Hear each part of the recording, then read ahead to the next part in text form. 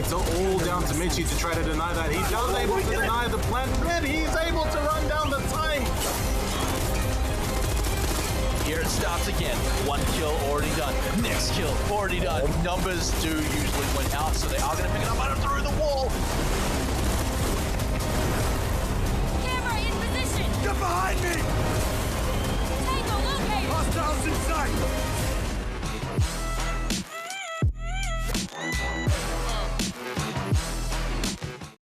Kia ora, g'day, and welcome along to a very special night. That is right, it's the semi-finals for LPL Pro Season 3, Rainbow Six Siege.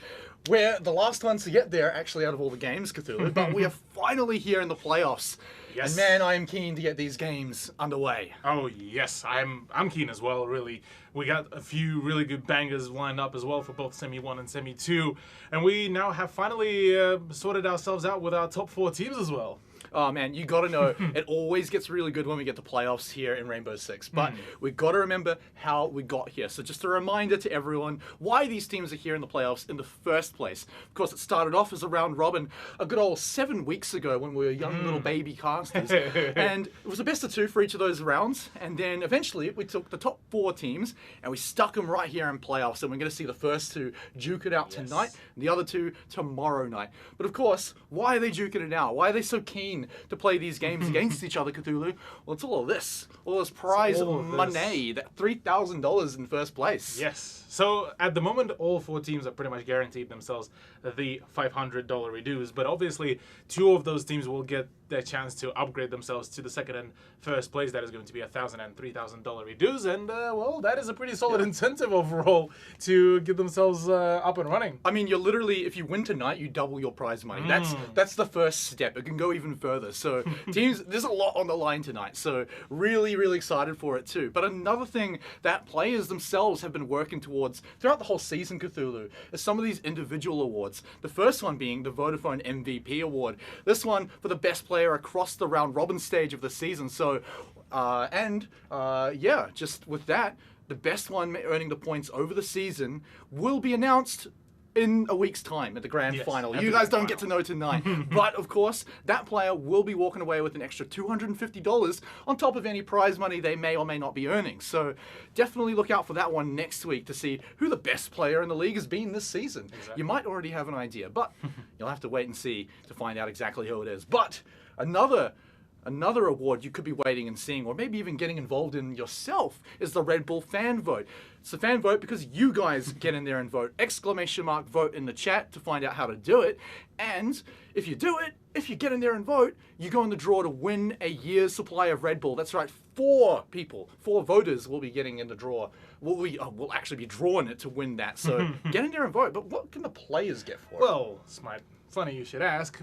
The players, 4 players as a matter of fact, will be in to win $500 reduce, a Red Bull fridge, and a year's supply worth of Red Bull as well, to jam-pack their fridges as well with all that goodness, and well, get themselves all hyped up, get all the PogChamp plays and all of that, as I kind of cringed at my own self there saying look, that. it's all right. For the Red Bull fan vote, you got to be a little bit PogChamp. You got to be a little bit. out, yeah. Maybe sometimes you'll be a little bit cringe when you open up a whole wall, but sometimes you'll be absolutely PogChamp and get those votes. So to find out who wins that and also to vote, you definitely have to tune in next week. But you can get in there and vote as well. Still some time to get in the draw. Well, let's move on, Cthulhu, because now we've got to actually be serious, because this is a very smart topic. The Esports Assessment Lab. Only the highest of IQ can be tested here. So that's all of you guys in Twitch chat. I know you're all very high IQ. So I want you to get out there and prove it to me by going !EAL in the Twitch chat to find out a little bit about how to do this. And then use our code LPL Gaming in all caps, no spaces, to give this a go for free. You're like, what? Give what a go? Well, it's the Esports Assessment Lab. It's a test for your brain in esports, in competitive games. So you can find out, maybe your reaction time in Siege is really good, but maybe your memory of where that cav went in the late game is maybe not so good. So do this test, you can find out, and you can even compare your score to players like Campo, one of the hot runners for the Vodafone MVP, in fact. So definitely give it a go, and you can even show it off with some numbers to prove it. With some numbers to prove, exactly. And if you do end up meeting Campo, or maybe any other players from the LPL Pro, you can straight up, full on, put on the numbers into your trash talk and just Yeah, you know. Yeah, if you don't have the numbers, I mean, your Assert trash talk. dominance. Your trash talk doesn't mean anything without the numbers to back it up. So get out there, get your number, and then give it a go in that solo queue as well, just to trash talk. But let's move on, Cthulhu. Let's move on. Remember, semi-finals night tonight. That means we move into best of 3 territory. Yes. But remember, we did get here from the round robin stage, and the last week of the round robin, it had a little bit of shenanigans going on. We mostly had our leaderboard set in stone, but we had one last little seeding match to get out of the way. Yeah, look, the PC419 versus Skyfire was definitely one of those very amusing matches that we've seen from both of these teams. We've seen some very wild peaks, namely the Warden spawn peak with the gas grenade, but that C4 as well from Jigsaw. Skyfire were just going off, really, and honestly, that was probably one of the more enjoyable, quote-unquote, meme matches that we've seen from both of these teams. Yeah, I mean, it was real fun to watch because it wasn't just teams, you know, opening up an entire site and just saying like, lol, look at this. It was saying, hey, look, we can still have a whole lot of fun, but still pop off and smash out the rounds. And it was such a good round to watch because it went all the way. But then we had Rufflecopter versus Shatternet. Yeah, talking about the smashing, this was a very dominant game. Fairly one-sided from Rufflecopter, although they still went for a few unusual picks, like we can see here as well, the Finka line and the Blitz composition. It was still pretty good, still very dominant, still very confident from Rufflecopter, but ultimately it was their game to take, and Atlas, funnily enough, was there to join the team as well for a few shenanigans, so... Yeah, and he was, until a few minutes ago, going to be showing up tonight, but we'll get into that in just a moment. But man, yeah, the Rufflecopter Shatternet match, I think it was just a really good example of where Shatternet is at the moment on the leaderboard compared to Rufflecopter, who are right there at the top. A real David and Goliath match to round it out, and Goliath, well, they came out on top. But yeah, look at this leaderboard. That top 4 on the left-hand side, that's going to be our playoffs teams. I think the big one to look at, Cthulhu, is that Exto, unfortunately, didn't make the cut again. Yeah, very unfortunate outcome for Exto, though, given the current situation for a fair few of those players, it was fairly expected as well. But look, unfortunate for them, but this time it is a very fortunate time as PC419 has finally managed to get themselves into the playoffs, and boy oh boy did they manage to actually wedge themselves right at the second place, just breathing down the neck of Rufflecopter. Yeah, and you look at the 3-way tie, and I guess it's technically second place. You know, Rufflecopter 3 points ahead of everyone there.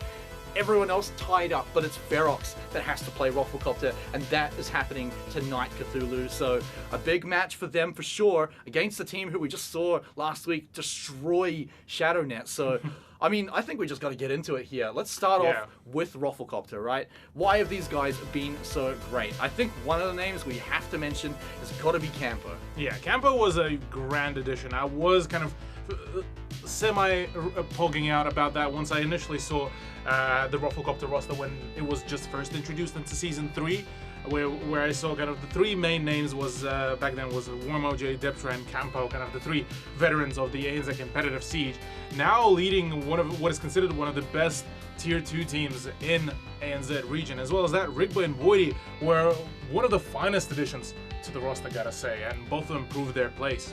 It kind of shows the journey of someone like Deptra as well, where he's usually been the shining star of his team. Yeah.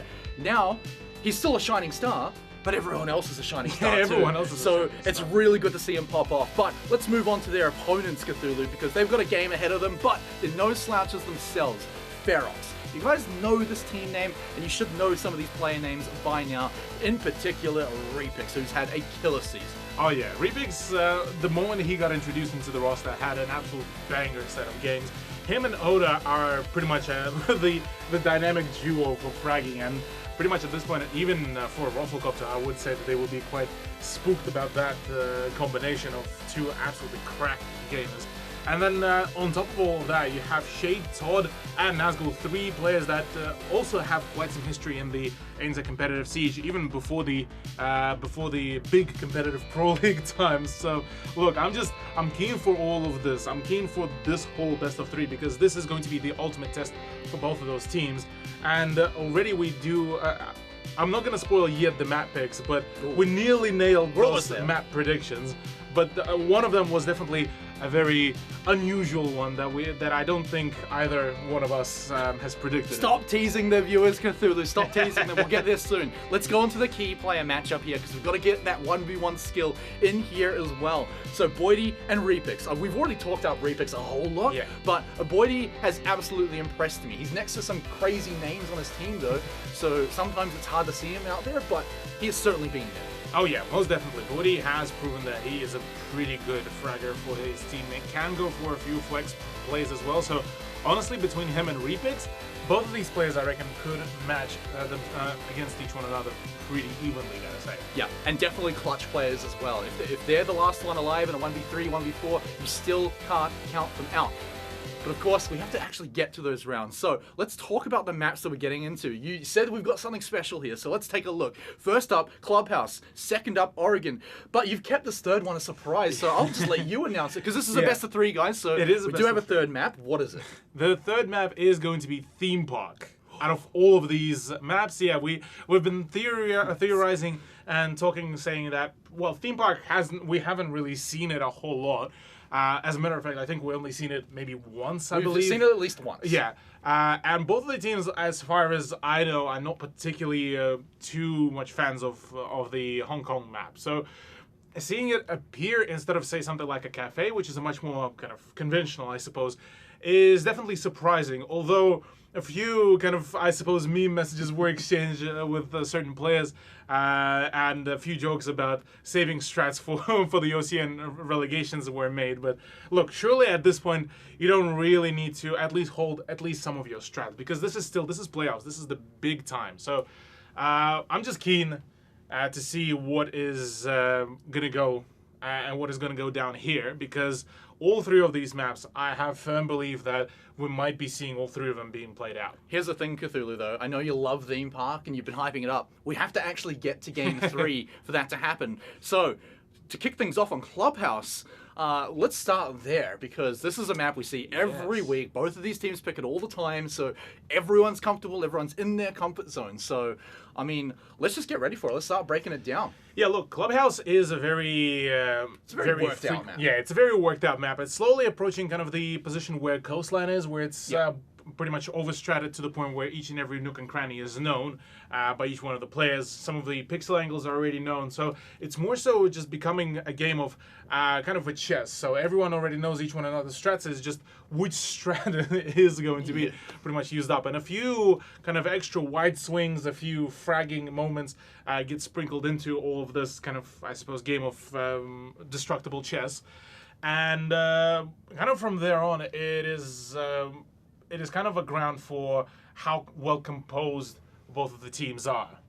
I'd say, I mean, you'd probably agree with me here. Oregon's quite similar in that sense, that it's also quite worked out, but more recently reworked. So the teams are still working it out, but it's still comfortable to them. But that's one map in the future, Cthulhu. Right now, we're going to the club for semi-final number 1, Rufflecopter versus Ferox. All right, let's get straight to it.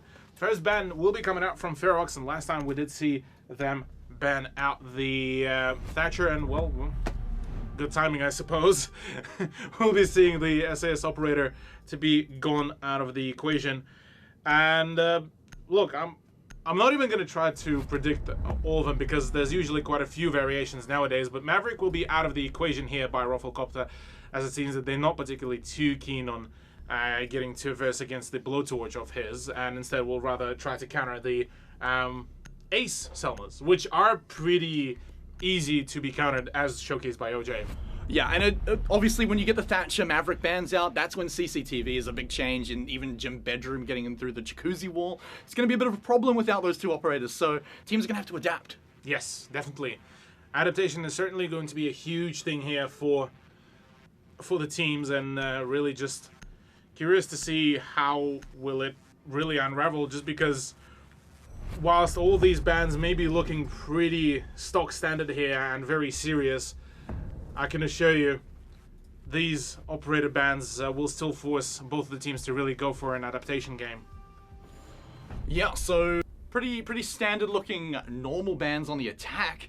And then you look on defense too. Yeah, Mirror, Valkyrie, you know, you see these guys all the time taken away, so why not get them out of here? But let's take a look at the first side. It's basement. So the Thatcher Mav ban probably not going to come into as effect as much, but we'll still see it later on. But taking a look at it coming in here, everything looks pretty normal here. I think it's just going to come down to execution, Cthulhu. Yeah, execution is going to be the main thing really to think about, as both teams will definitely need to make sure that their positions are well covered. Main thing here for Rufflecopter is the fact that they are bringing both Ace and Hibana, so the remote breaching is certainly going to be on the tabs here. It's more so just how well can the other team really play against it. Yeah, so, you know, they're going to be definitely looking for, you know, the hatches, definitely the most important things here when you're attacking the kitchen side. Dirt tunnel's always an option, but without Maverick on the table, it's a little bit less likely that they're going to be hitting it up. But, you know, there's only Kite, so he's likely going to be tied up on all the hatches instead of electrifying tunnels. So pretty much anyone can get in there if they do so desire. But like we said, these teams have worked this map out. These teams have played it out so many times that it really does come down to who's feeling it here on the day. Because at the end of the day here, Cthulhu, sometimes you just win the important matches, and sometimes you just lose them. It's about showing up on the day. Yeah, it's about showing up on a day. Practices could show one thing, and then it will be a completely different thing at the next moment. So it's certainly the kind of thing that you need to be very much wary about. And well, maybe we'll see if things are going to be different here. Oh, okay, right in here for Deptra to go in. He's got his drone all ready to go, so it's going to be a nice little slow take first of the main stairs to start pushing down towards there for Deptra. But you can imagine he's going to want to sneak into that kitchen at some point and start raining down fiery oblivion with the frag grenades from above. Of course, they're going to want to sneak into the main tunnel at some point, the main hallway. Deptra's also going to be able to rip it up from above too, before anyone can come through. He's going to get some great little sight lines onto the doorways. Of course, we've all seen this before, so it's all just a little bit of setup here, Cthulhu. Yeah, this is kind of a calm before the storm, I suppose, between the two teams, just trying to make sure that they get themselves sorted out with maybe some early frags, and see if they can maybe contest some of the rather more unconventional angles. Oh, the C4 actually flies through! That was nearly a really well dunked C4. Did he deny anything with it? I didn't hear any hard breach like Hibana come out, so possibly not. Just missing the kill, but that's all right. You can definitely make that work. Dropping a C4 is not the end of the world. There's the first impact trick to come out. It's a success. They'll need another one to deny this further push. But it looks like, from the sounds of it, it might go through, but we'll catch up with it. That sounded like one that went through. And there it is, Rigba opening it up. This is a brave position by Rigba to sit right on top of the opened up floor. He moves back there to drone, but Rufflecopter, they've opened up the door, Cthulhu. It's about setting up the other pushes and crossfires and then dropping them down. But they haven't got a kill yet. They have not softened up their target. Not at all. Not a single frag has been found. The only thing that has been found is the fact that Campo and OJ are currently pretty low in health. But Deptra does redeem that by taking out Todd, and that is a really huge impact because that is the C4 and the MP5 roamer out of the equation. Yeah, and I think that was at Dirt as well. Yeah, you see Boydie's taking control of it now, so another angle that Ferox now have to pay attention to. Rufflecopter can rotate people in and out of here, but they don't have much time to do it. Maybe one attempt at it. 30 seconds, and the push has got to come out. Here's the first smoke. They're blocking off Dirt entirely. Nazgul's going to try and hold down. Whoa! Deptra! Just a frag getting shade, and now with this, it looks like Ferox's defenses are melting. Boydie gets the next one, and now this is looking like it. Maybe a flawless one, maybe not quite, but it's still looking very good. One man left, and he'll drop. Rufflecopter will take round one. Oh my. Rufflecopter starting things really quick, really well for themselves. Although, well, I say very quick, but it's the fact that the moment they got their first frag, the second one and the third one kind of followed up fairly quickly. It's actually quite slow up to that. Yeah, it was. The build-up was very slow to that, but at the moment the head started flying, that's exactly where it just kind of snowballed out of hand for Ferox. But a solid beginning. 1-0 is the scoreline, and straight off the bat, actually, Ferox are not going to be trying to retry the site. Instead, they're just going to go to CCTV and try to play it out on a bit more of a kind of, I suppose, open plan site where you can go for a fair few rotations and kind of play for some vertical game as well. All right, well, CCTV is what it'll be. Remember, we do not have a Maverick and we do not have a Thatcher, which means Kai's is going to be able to let the Electro Claw go and we'll leave it there. Unless, of course, someone shoots it, then they can get in. But, you know, it's a bit hard to do that for Kai compared to Pandu. But, yeah, for the main part, this main door is going to be quite hard to open. So Garage Control should be on the minds of Ferox right now. They do not have the Wamai to set up on the rafters, so presumably going to be Shade on the Malusi sitting up there, but we'll probably catch it and see. Possibly Oda, actually, because he can chuck his Kai pretty far. Yeah, possibly, although I think it's more so going to be either Repix or maybe even Todd to actually sit around, but we'll have to find out. Repix is still setting up his ADS right a few seconds before the action phase, as all the Jaeger names usually do. And look, it seems that only a singular ADS did go down to the rafters, so it's going to be a pretty expendable position here from Ferox. And funnily enough as well, both of the Kai charges actually went to the garage walls rather than the main walls. Yeah, was that both of them? Yeah, both of them actually went to just counter both of the wall patches, and instead it's going to be a new jammer that will be actually used to slow down the breach. So it's more so Ferox kind of adapting and playing for the post-breach situation rather than trying to keep the attackers out of the building in general. Well, Oda's been tagged up already quite a bit, but has kept his life. Oh, Boydie playing with fire, but some sort of fire going off in the background there as Nazgul gets traded out, but does take away Rig Burst, so that's one breacher off the table. I don't think we saw any Habana charges going down, but we'll have to see, as, yeah, that is just a trade for now. At the very least, it was a pretty decent trade. The fact that Rufflecopter do have a secondary hard breacher is certainly making life a whole lot easier, but oh, Deptra just took a fat amount of damage, and right now Shade is looking to finish the job off, but Campo is already on the case.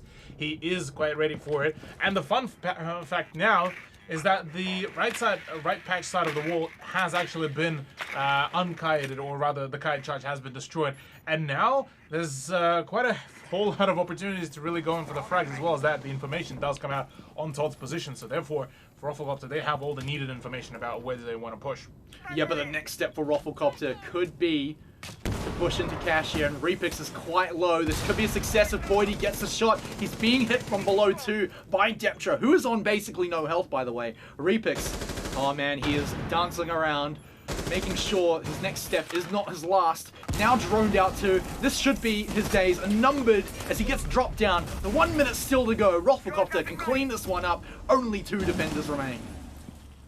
Todd's position has been already called out that he is flanking down below. So at the moment, if Rufflecopter do know that Oda is at the rafters, this could be pretty much the green light for them to go in for the push. Surely enough, that's the C4 that should be flying in. Doesn't catch the diffuser planter, so this is going to be huge. Oda does get taken out, so it's all down to Todd. And now the man only able to deal some damage, but that is not even going to be enough. Yeah, I mean, everything nice and clean after this point for Rufflecopter, right? They got the 4v2 set up. Easy plant, smoking off all the lines of sight. It's all by the book at that stage, Cthulhu, and pretty easy round to pack away and put in and to tie it up. Look, I am loving... Apologies, take the lead. I am loving the drone work from Rufflecopter. They are so clean on that, being able to just get all the information no matter what, no matter where, and being able to just isolate all of those gunfights, know exactly where the both of the defenders are at that moment. It was just the perfect decision making and the perfect drone work. So props to them. Whereas on the side of Ferox, things are certainly looking a little bit shaky. Unfortunately for Ferox as well, this is going to be, I believe, one of the few last games before the end of the year, as I don't think they've made to the OCN relegation. So unless they make it to finals here. Unless they make it to finals, yeah, that's why I'm saying only a few days remaining for them to play. But yeah, whereas for Rufflecopter, they have a wild ride this whole week, really. They have this day to play it out and hopefully get the dub for themselves, and they also have the relegations weekend. So for them, this is only the beginning to the wild, to the wild ride that they will have here. But talking about a wild ride, we are going to be going straight off the bat to the tertiary site, Gym Bedroom, the site that is usually used as kind of a throwaway site sometimes. Sometimes it's the site that actually surprises the attackers the most and allows the defense to grab the... I knew that was too small before he walked through it as well. You can just tell on some of them. Nazgul just gets annoyed by his own rotational making. You can see the like 3 pixels that are going to block him, and you know he's going to be upset. But I mean, look, because it's always on the last bullet that you've just shot to. Yeah. It takes ages to reload that thing, but hey, he gets there in the end. Oh, well, actually, we didn't see it. I presume he got through. So he's probably all right. Oh, Campo here, actually sprinting right through the rafters. The audio cue should be here. Todd should catch this one pretty easily. And there it is. Actually, yes, he does close it out, but took a big amount of damage in return. Yeah, it took some damage in the return, as well as that could not really deny the fact that the mute jammer got shot out. So now there is, so far, the idea that Todd is possibly on the rafters, but nobody from Rufflecopter exactly knows about the whereabouts of the mute player. And funnily enough, Todd actually defaulted all the way downstairs, I believe, down to the oil pit. So he will be pretty much playing Sam Fisher here, trying to just run away from the attackers and trying to stay as hidden as possible. He's quite cut off from rotating back to the site though, so he's gonna have to go through some members of Rufflecopter, but we'll see as it plays on, because he's also got Shade hanging around downstairs too. None of this has really been cleared by Rufflecopter, and time, it's ticking down. We've lost half the round now, and they've yet to clear them out properly, and still a man down. On the door, Nazgul's got a nice little line of sight. Can he pick up the frags though? Has hit a few. There it is to clean one up. A long reload time is going to leave him behind the bed for a little while, but once he's ready to go again, he might be good. That Ash charge could have done the deal, but not quite enough to close it out. I don't know. Well, Nazgul still being low on health now. Will probably need to contest it with OJ, who's about to swing him. Knows exactly the position. Actually, instead finds repigs, but Nazgul keeps on blasting things off. Now, with 50 seconds remaining, there's still 2 of the hard breaches are still available. So a breach, say, into logistics office is very much a thing that could happen. And exactly that has actually really happened. Shade does go down, so it's a 2v3, but both of the Rufflecopter players are pretty lit up, and right now Nazgul is just about to blast off Hibana's face. Does do that exact thing, and now it's all down to OJ, the last man standing. His whereabouts are very much known, and the 80-round box mag is going to be letting know of his position. Yeah, and the position's on the stairs in the hallway. He has nowhere to go, no health to speak of, and it's all done and dusted here for him with only 15 seconds left. Ferox should be looking to clean this one up unless OJ pulls out something absolutely magical. And there is not much time to do that. Nazgul being down is quite nice, but with this plant going down, surely they're going to hear it and miss every single shot, but the C4 will be there to clean it up. Well, actually Todd steals that kill. Completely denies poor Oda from the glorious C4 kill, and yeah, just sprints in like, yep, you know what?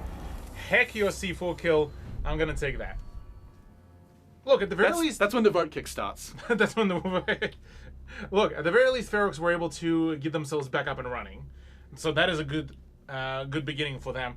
Managed to stop the round bleed fairly early on into the map, so only a single round differential here between Rufflecopter and Ferox, which is a good start overall.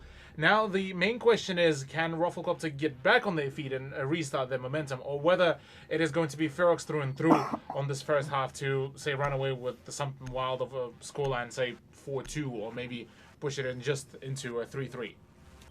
Well, we are going back to the basement, and last time Ferox were here, it did not go so well. It went okay until about the last 10 seconds of the round, but it also went okay for Rufflecopter. Basically, nothing happened except Rufflecopter got the setup. So, the question is, are Ferox going to be a little more aggressive on this time? Are they going to try and push Rufflecopter back a little bit? Or maybe just try and execute those gunfights a little better at the end of the round, right? Because it did come down to that.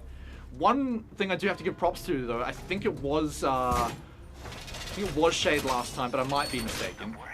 Playing the mute below last time, on the smoke this time, and just chucking up C4s, trying to see what it can get. Actually staying alive down there under the hatch for quite a long time. Yeah. Or was it Todd? I think it was Todd. It was Todd. Pretty sure it was Todd. Attackers must locate and defuse a bomb. Look, either way, yeah, Ferox are showing that they are ready to adapt to certain setups and certain plays that Rufflecopter are planning to bring in. Whereas on the side of Rufflecopter, we don't really see any big adjustments, at least operator roster-wise, and instead we're seeing just more aggression to be brought on board. Namely Boydie, who just decides to full-on send it, face check all of the angles, and well, actually, thankfully enough, this time he had the drone there, just essentially looking out for him. Yeah, live drone gets you to basically the site in 30 seconds, completely safe, and he actually had someone else with him too, so Deptra just above him to support. Like, Rufflecopter have got here and gotten here quickly, so this could be a repeat of round 1 if Ferox don't start pushing something, or really stop them on the final push. They were pretty good with the impact tricks before, but they don't quite need it this time. Yeah, the impact tricks are not yet at the very least needed. Ridgeway is still yet to make his way over it. But it seems like it's not even on the board really for that play. I don't think there is any presence yet. Nah, there we go. Rigba does actually come around to the play and actually for some reason somehow takes some damage actually from nowhere. But frag grenades do come around. The Kaya charge does get destroyed by Oda. And now it's time for Nazgul to start going in for the impact trick, but I don't think that is actually going to be on the plate as only now starts to come around, takes quite some damage, and does not actually deny the breach, and Boydie actually emphasizes on the rotation of Nazgul. So the player that was able to actually make quite some difference in the previous round will no longer be in play. And straight off the bat, just as the hatches get popped, well, we already have a man advantage. Man, Rufflecopter knew exactly where Nazgul was going to run before he ran that way. So they read that play like a book and are rewarded for it. So now, staring down the 4v5, still a minute to go to survive here for Ferox. It's going to be all about holding down the drop like usual. They've got the smoke this time, but they're being droned out in the dirt tunnel. So Shade has really got his hands full to even deny the plant. Oh man, his hands are full of just holding onto his life. Barely manages to keep his life there. OG actually relays a hefty amount of information about the whereabouts of Todd, and surely a pre-fire should pretty much find them. Yeah, there we go. There's Shade gone as well. That's the push into the dirt tunnel. All down to Oda and Refix. That dynamic duo that we were talking about previously will be the last men standing as Boydie already makes an entry. Gets rid of Refix. Oda is the last man standing in a 5v1 situation and needs to ace against fully health. Does only deny one player, so that's not going to be a flawless round, but nonetheless, that was an even cleaner push by Rufflecopter than even in the first round. Yeah, and just really smart by them. Like, just baiting Ferox into certain plays they know they're going to do. They've cut off every rotation. They have everyone in position. It's just a beautiful siege to see. That was one of the cleanest takes I've seen, at least at that stage of it. Punishing the impact trick is definitely well rewarded for Rufflecopter in that round. So now we head back to CCTV Cthulhu, but Rufflecopter have already had a solid half. Yeah, at this moment, pretty much Rufflecopter are just playing for some extra points just to make their run potentially easier in the second half. Whereas for Ferox right now, they are struggling. They had one really good round where they were able to shut down the general aggression of Rufflecopter pretty well, but the moment it kind of came down to just having the consistency of those rounds and round wins, it still seems to be under a question mark here for Ferox roster, although they still showed us some few good guns. I'll say that. Yeah, that's true. I think a lot of it was just falling victim to Rufflecopter's plays, but remember, 2 of the losses for Ferox have been on the same site, so and they looked very similar. You know, considering that Rufflecopter just won the second time, just a little bit better than they did the first time. So back to CCTV. This one was a bit closer for Ferox, but it did still get shut down pretty hard by Rufflecopter. 5 seconds left. This was the site where it kind of was more so of a question of how well can Rufflecopter adapt to certain setups that Ferox had. And even now, I still keep on being astounded by either an amazing drone work by Rufflecopter or the fact that Ferox are completely being blindsided and not being able to deny those drones, because some of that information that we saw, especially on the previous round, was borderline gifted to Rufflecopter. Yeah, I mean, it's pretty easy to keep your drone alive, but it's important to know that Rufflecopter have kept theirs alive in the prep phase pretty often. So, you know, even small wins like that, Ferox haven't been picking up. First breach sounded like it was beginning to start on the window, but here it is for realsies on the door. And OJ's just going to pop away from that one. Just leave them the question. Is someone looking through there? Do we have to worry about it? And the answer is yes. They always have to worry about it. So now, that's one step done. Rufflecopter, what's the next one? Yeah, for Rufflecopter, this is going to be now the question of where next do they push. They need to get rid of the presence in the construction site, because that is going to be a very impactful one. And Repix there, rightfully so, will be there to cause some havoc. Deptra, on their roam downstairs, could potentially catch a few of the plays down from below, but the run out from Todd could really throw in a spanner in the works. Repix, off screen, takes quite some damage from his opponents, but it's Nazgul actually to kick things off right onto Deptra, and that is one of the attackers that did intend to clear out the downstairs, completely outed. Bomb located by I feel like Campo knows someone's in there, but he doesn't want to commit to anything just yet. Todd has been waiting for so long. He did melee the window once, and I'm pretty sure Campo would have heard that, so he's certainly going to be checking it, being ready, but it could go either way. We'll have to see in just a few moments, because there's not much time left now for Rufflecopter to get on inside. They've got 4 people to make it done. Wish they could have made it a 4v4 with 3 picks on that much help, but here come the drones. Nazgul to pick up Boydie, but this is what we're looking at. Will Todd make the run out with the C4? Yeah. Meanwhile, Repix does finally get taken out, so we do see a pretty dominant win. But oh, we're talking about domination. Nazgul already on his 3rd kill. Taken out already. OJ about to maybe take out Rigby as well. Right now, the Maestro player of Ferox is just absolutely looking on fire, and right now Rigby is completely puzzled as to the general whereabouts. There is a double kill coming around. Shay does manage to find the shot onto Campo. Now it's all down to Rigby. Now Rigby has all the lineup, or rather all the loadout, really, to get the win. So now it's more so of just who will be able to get the gunfights going. No diffuser though. No diffuser though means he has to make pushes like that.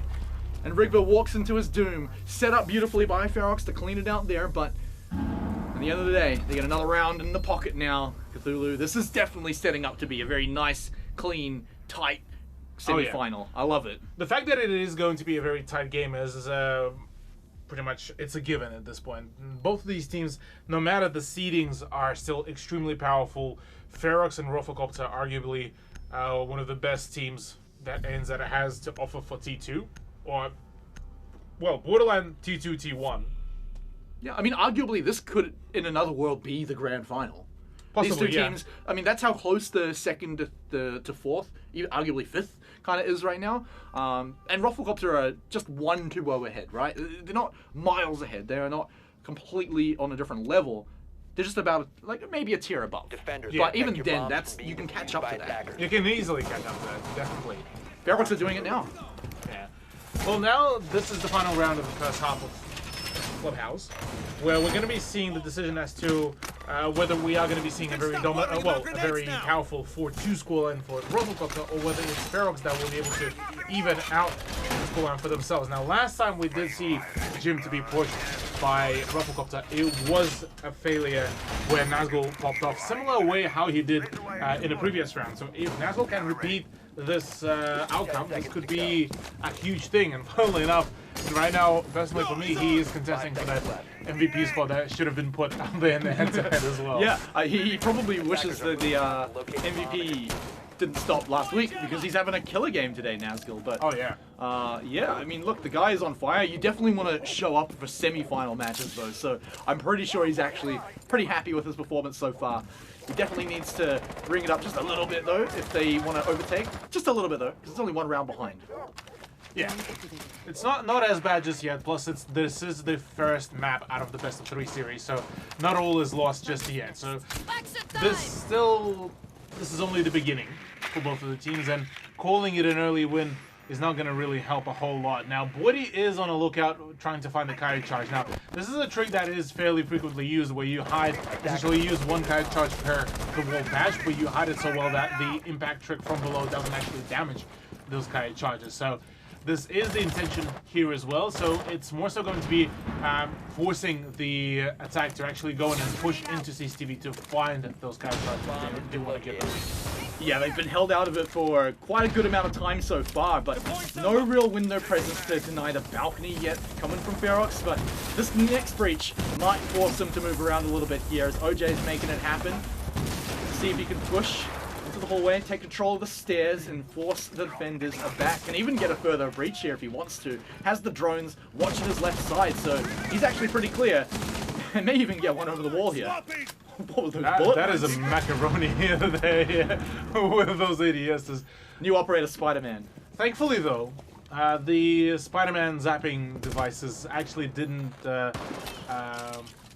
well, they didn't zap out a frag grenade for Rufflecopter, so that is a good beginning. As well as that, the impact trick didn't actually get rid of the Selma charge, I believe, or rather the X-Kairos set. So it's still going to be breachable, and we're still going to be seeing some breaching to be done. But right now, there's quite a commotion being held up in around the cache and CCTV, or rather cache and construction. Well, there's no way that they can get from that side right now. Repix just has it on lockdown, and from one direction, Rufflecopter now have to make this push. Ferox have made it hard for them. Oda, well, he gets traded out, so that's all right, but this is going to start getting chaotic as Rufflecopter turn the heat up, but it's actually Ferox who are the chefs in this kitchen, and they've left only Campo for a meal for one. Absolutely nutty there, really being able to get that double kill for Todd. That is a huge shutdown that does force Campo into a 1v3 situation, and that is going to be a very tough one here. C4 does fly out, only damages a little bit, but oh, Campo is just too quick on the trigger. 15 seconds remaining, 1v2 situation needs to happen, but no, it's Nazgul once again. He's just so good. He's just on top of it right now. Both him and Todd are just absolutely smashing it, and it's not even the usual duo that we're so used and so accustomed to see. That is the Oda and Repix combo that is popping off. It's rather just the OGs of the scene that are just going off. The other great thing about this game is that no one's just dropping rounds that are just already there. No one's throwing any rounds, right? You're not seeing 1v4s or any crazy clutches that no one should be allowed to have in the first place, right? Both teams are going at it and going at it even, so we've got an even scoreline. Now that we're swapping sides over the second half, it's now going to be Rufflecopter on the defense. So let's see if they can hang tight. It's going to Church first, so same first site as we saw from Ferox. But of course, we know that Rufflecopter smashed the site both times, so let's see if Ferox can do a little bit better. Attackers need to locate and defuse. Yeah, well, this was a fairly even first half. I am curious to see whether Rufflecopter will be able to pull off a better play here and maybe push it for themselves, or maybe it is Ferox that are going to make the upset happen and make Ferox kind of, or rather not Ferox, Rufflecopter, and make them sweat for all of this performance, because even though this may not be the end of the life for them, it's definitely going to sting the fact that Rufflecopter been so good throughout the whole season, only to get knocked out in the first semi-finals. I feel like either team would be disappointed to lose right now. They both know they can win, so yeah, for sure, a loss would certainly be disappointing. 2-1, 2-0 doesn't really matter right now. Neither team's going to be happy with that. Quick little finishing up on the prep phase here is going to leave the rest of Rufflecopter rotating back, but it's a quick little entrance here to the garage by Repix. He's going to check it out first, but we saw people hanging around here just moments ago, so he may have to play a little careful, but I believe they have rotated pretty far back by now. No, actually, they're right there in blue. They're right there, yeah. Already making quite a few very cool entrances. Definitely looking like Rufflecopter will have to put in quite some effort for themselves if they do want to come out victorious here, although still a few questions here as to how the push will happen, because Ferox are currently looking quite cautious about their approach here. Nazgul's got a pretty good little spot on the blue tunnel, but it doesn't look like it's being called out or anything just yet, but see if he does push it. Instead, he's actually just going to go to the main stairs, and the rest of the Ferox are just going to set everything else up. We know from the prep phase that Rufflecopter have got tons of ADS and a shield in the dirt tunnel, so that's going to be a difficult push for anyone solo, so the kitchen drop really has to be where it is, unless stairs goes really well. So this is where Rufflecopter took control in the attack. Can Ferox do the same thing? You've got Boydie, impact tricking, and keeping his life, keeping his head on, which seems to be the big difference here. But can he do it multiple times in a row? Can he get this next breach denied? He's come up for it again and stays alive. Being able to stay alive is a huge thing without losing any any HP to some of these peekers is certainly a huge thing. Able to deny a second set of impact, or rather, second set of X-Kairos, and actually still has one more impact grenade, but that is not going to really help a whole lot because the self charge does go off, which does reduce the needed amount of X-Kairos to a minimal amount. Another attempt at the impact charge will be coming around, but Oda is able to actually deny it, and no, actually, the impact charge was successful, so another Selma charge will have to be used. So whilst Rickwood did lose his life, this is still accounting for all the time and does drain out quite a bit of utility. And time as well. They've spent so much time in this kitchen that there's only 30 seconds left to make this push that they finally now got the hatch open for. And they still have to check it out. No idea where anyone is. Dirt tunnel, not pushed at all. One person looking down blue, but that's it. So it's got to be here and it's got to work out beautifully. Smokes to set up the entrance here. But that is two more defenders now down thanks to Todd. That's all the setup you need. Well, Bordy has something to say about that. Nearly able to find a shot onto Todd, but Todd right now is just raging through the whole Rufflecopter lineup. Already post-plant situation, but it doesn't even allow for a single second to pass straight after that. It's Oda to find the frag and the final kill in that round, and Ferox all of a sudden are now in point advantage. Rufflecopter got very ambitious on the impact tricks there. They wanted to deny every single one, and they pretty much did. Only the final one really went through, but they traded a life for it is the problem, Cthulhu. Up until maybe the third impact trick, that was great. Beautiful. They didn't trade anything out for it, just the impacts themselves. It's also the fact that they weren't able to shut down Todd early on into the round as well, because he was able to just pretty much burst through the whole of the frontal defenses of Rufflecopter right on the main stairs. And the fact that he took full control of the main hallway without really a whole lot of effort is certainly a great thing. Now, it's interesting to me seeing how Ferox are playing more so kind of for, well, it's wrong to say for solo plays, but it feels like, at least from the way how they're moving around, they assisting each one another, but we don't see as much of the roam game, or at least, drone game. From Ferox, or maybe at the very least that's the fact that we didn't see it via the spectator screen.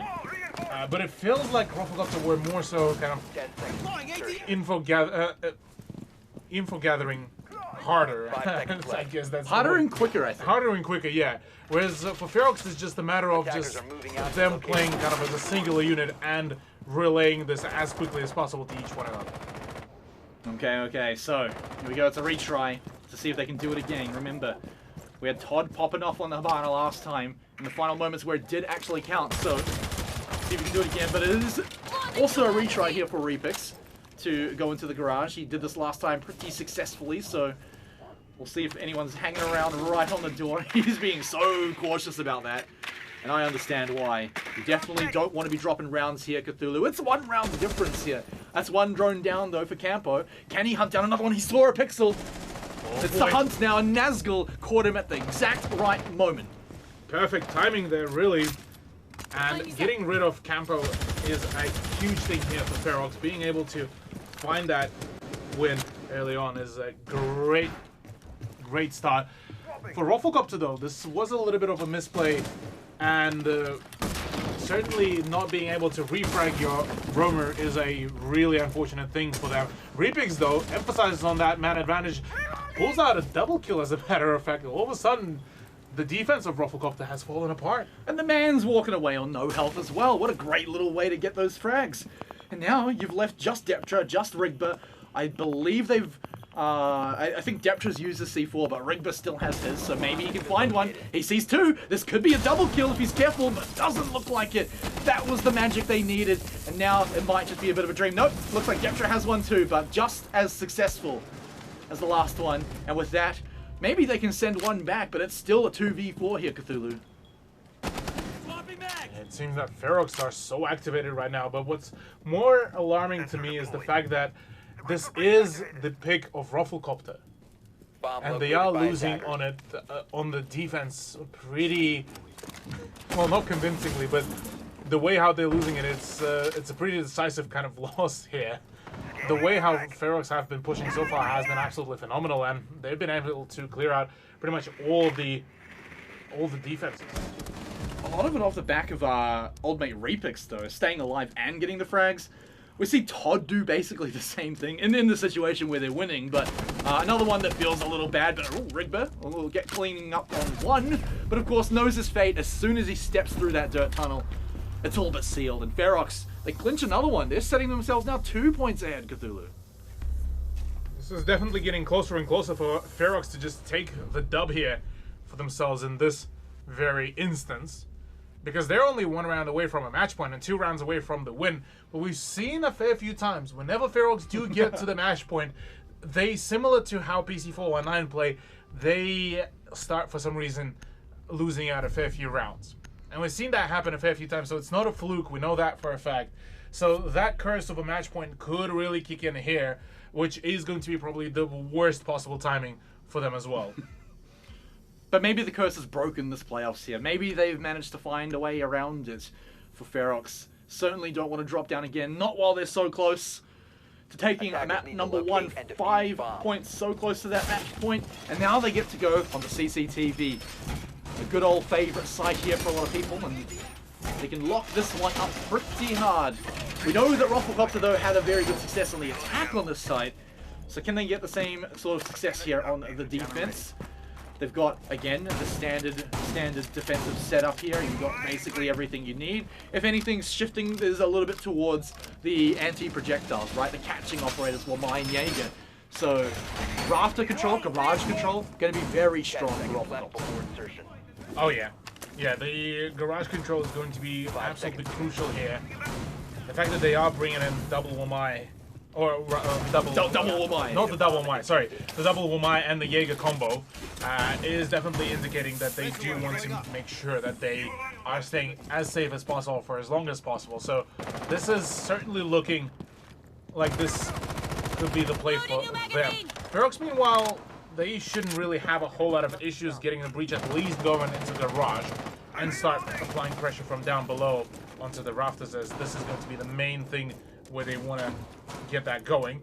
Whereas for the remaining of the Ferox roster, this is going to be a rather question of how quickly can they take maybe control of the construction site, maybe past the bedroom, and kind of see if they can apply some pressure from there as well. Bomb has been located. Yeah, but as we know, there is definitely going to be some presence up there in the garage, so it could be very hard for them to take it. Remember, they've also probably want to do it quickly, because all Rufflecopter need to do is buy some good time in the garage, but looks like a little push here through the supply closet. Chicken Blue and, well, surrounding this garage, burning the magnets. But there's a lot to get through here, Cthulhu. It's going to take a while. Yeah, OJ is there on the case and ready to go for a fair few pre-fires as well. So just to keep the attack on their toes. Apart from that, really, this is still a pretty calm, pretty slow game here between the two teams. For once, it's Rufflecopter that are able to slow down the approach of Ferox, and instead of making it look like it's an impending death. Ferox is so worried about like any kind of runouts, any kind of peaks from all the windows, and it is definitely slowing them down and making them run out of time here. OJ's barely been touched, maybe 1 or 2 magnets now down, but other than that, he's still got the ADS, he still has his shield, and he still has all of his hit points, so he's actually dandy up in there. Control of the garage, totally here for Rufflecopter, and it's almost going to take too long for them to take it away. It seems that the previous accolades of Rufflecopter certainly are scaring Ferox right now, with the sheer fact that they do need to make sure that they're countering all the aggression that could be, emphasis is on could be, coming out from Rufflecopter, whereas Rufflecopter are just playing as safe and as passive as they want, really. Although the passiveness is also backfiring onto them, because right now OJ already taking quite some damage and being pressured from both of the sides. So the moment that peak is coming around, he's going to find his death just like that, but Deptree is able to at the very least refrag here, so it's still very workable. Problem is, though, they've run out of time. OJ's basically done his job. Now, Ferox have to rush in. They've only got the even numbers and not even the big health bars either. And they've got to go through this tiny little window or that little rotation hole. So, very dangerous job for them, and you can already see shots coming out. They've made it through, but they can't go for the plant just yet. Have to get rid of that. Now, it's going down. C4 doesn't hit Shade. They might actually get this plant here. No! He goes down. That C4 will hit. Operators, you are out of Deptree able to redeem that play certainly is a grand way to shut down the momentum that was achieved by Ferox for quite a fair bit. 4 rounds in a row, as a matter of fact, was the grand total. So definitely a good start here for Rufflecopter to maybe get themselves back on the comeback train, or, well, a semi-comeback train. Although still a 1 round difference against them is going to be still putting some pressure onto them. But look, this is exactly what I've been talking about. The closer Ferox are getting to their match point, the more it seems that they are seeming to be getting a little bit more and more, not scared, but more cautious and more careful. And that carefulness is good, but not against the Rufflecopter that are essentially banking on the fact that Ferox will spend all of their time trying to drone out, trying to make sure that they know exactly where all 5 players are. Unable to get the presence they were looking for. But Rufflecopter here on the gym in the bedroom. Have another one to try and defend here, and you can really see they were thinking about spicing it up when I saw that alibi, but did not end up getting locked in. Just back to standard here for pretty much everything. Nothing really changing. You see this pretty much all the time on Clubhouse. There's not really much else for the experimentation to do, but other than that, I mean, look, Rufflecopter certainly want to be winning this one here. Otherwise, they're going to have to go to overtime, so this is certainly where it needs to pick up. It's no real excuse anymore. I mean, it was like that last round and they picked it up, so it can still keep happening, Cthulhu. They can still keep doing it. Yeah, honestly, this whole match, even with the current scoreline, could honestly go either way. There's no defined kind of dominance from either one of the teams. It seems that right now they're 2 just giants kind of trading blows. They are. It seems. Interesting fact that actually the wall has been left soft, which definitely makes me question the decision making. But it seems like maybe there is just going to be a whole lot of vertical play.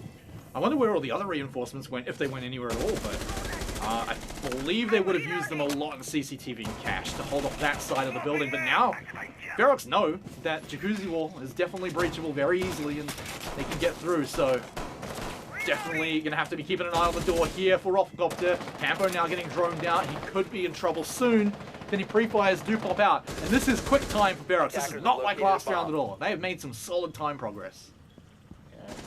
Namely, the fact that they didn't really have to bother about the hard breaching. It certainly has been a good thing. But what is not good is the fact that just Deptra finds that kill onto Zofia of repicks out of all of them. And that is a huge issue here for Ferox, because one of their highlight players definitely has gone down. Although Todd is still alive, Nazgul is still there as an Ash, Oda is there as a Sledge, so they still have all the fragging power really needed. So it's more so just the mana disadvantage is going to be certainly putting some pressure onto the roster.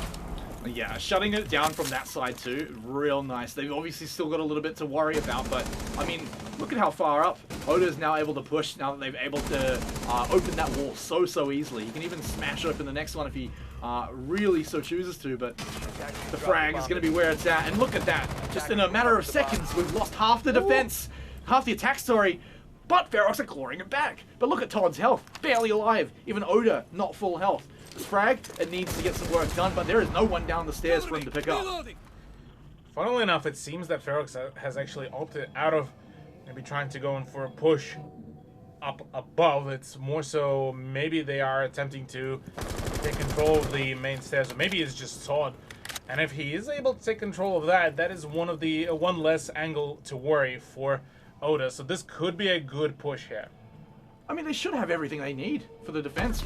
There it is. I mean, getting rid of Todd is one thing they need, but you got still probably a bunch of ADS. You've got the Banshees, even Mute to not be droned. So, look, it's going to be very hard for Oda to find this miracle to happen, but he'll try to get a little exit frag, but look at the crossfires. I mean, it was easy stuff there for Rufflecopter once they set that one up. Yeah, that was a really well-held defense by Rufflecopter, although a little bit unconventional with the fact that they did not reinforce the walls. But I feel like this is one of the kind of the strat book moments where they bait in the play, they bait in the push, and kind of from there play around that very area, which worked out pretty much smoothly there. Deptra being able to find the opening kill, and then kind of from there OJ being able to snowball it all, definitely worked out like a charm. So now on a 5-5 draw between the two teams, this is definitely going to be making things a whole lot more interesting, just because both of the teams are very close to greatness, very close to potentially pushing this into the match point and the win. But it's very much undecided as to which team will be able to pull it off. Currently, we've seen already from Ferox a 4-round streak. Now it's Rufflecopter's time, it seems, for a streak, as they are currently on a 2-round win. Oh man, but it's taken 11 rounds, but we finally got something quite different here in terms of operators. Capcan and Vigil now showing up here on a basement site, so this is certainly a little bit different to what we usually see, but it may be enough to catch Ferox off guard a little bit. Very different for sure.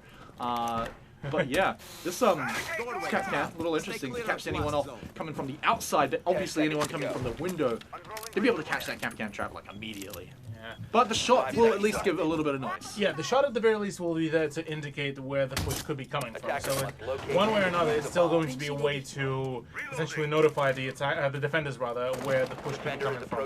Rickler's attempt at the Storm Peak was quite ambitious, although it does deal some damage to Oda, and that does force Ferox to play a little bit more cautious about their approach to the building. Now, the main thing here about that Capcan, to just return back, he could be a huge thing just if Rufflecopter are able to drain out just enough time, because the moment they will be forced to be in a hurry, this is where the Capcan traps are going to be the most powerful. Oh, Rickler though, still alive somehow after being droned out pretty hard. His gadget about to run out, will have to back away, but may stick around to try and steal a little bit of a frag. He's going to have Oda to contest with pretty soon though, so we may get a little taste of that battle. But of course, they need to get rid of him, but it's actually Repix to get taken out first, so Campo stealing that frag with a cheeky little run out. Cheeky run out indeed. Repix being out of the equation before he even makes the entry into the building is great here for Rufflecopter. With the fact as well that Oda took quite some damage as well from, I'm not too sure whether that was his own teammates' utility or the defense. Still good outcome for Rufflecopter. For Ferox though, they are seeming to be slightly falling apart, although all the needed breaches has been achieved already. Oh man, I was gonna say Oda on that health. Oh wow! Deptree gets dropped from above anyway, but yeah, Oda, he can't play around on the wooden floor anymore. His health is too low, a stray shot will take him out. But Ferox have set this up, 3-man push coming in. That's just going straight on in, not dropping at all. Todd's taking the plant position almost immediately. Oda's got a frag on the way in, so Ferox, they've set this up basically into a post plant already. Yeah, this is huge already, taking such a confident approach and getting rid of one of the anchors on the side is a great thing here. Todd though has something to say about that, already pushes into a 2v, well, make it 1v2. Shade and Todd being absolutely nuts right now. It's all down to OJ to see if he can save his team from Ferox taking the match point. Right now the plant is starting to go down, so the cover is there. Todd is actually covering in a very unconventional position and will be able to shut it down very nicely, very quickly. And it's Ferox to take the match point. Oh, so close too. I mean, this game is certainly delivering, but that final push, it caught me off guard. I was talking about how Oda is so low on health, but yet he still goes in with that 3-man push, and they easily take the site there and just have basically the defensive positions, which we know are strong. So really smart, clever play from Ferox to steal that match point now and guarantee themselves at least the overtime.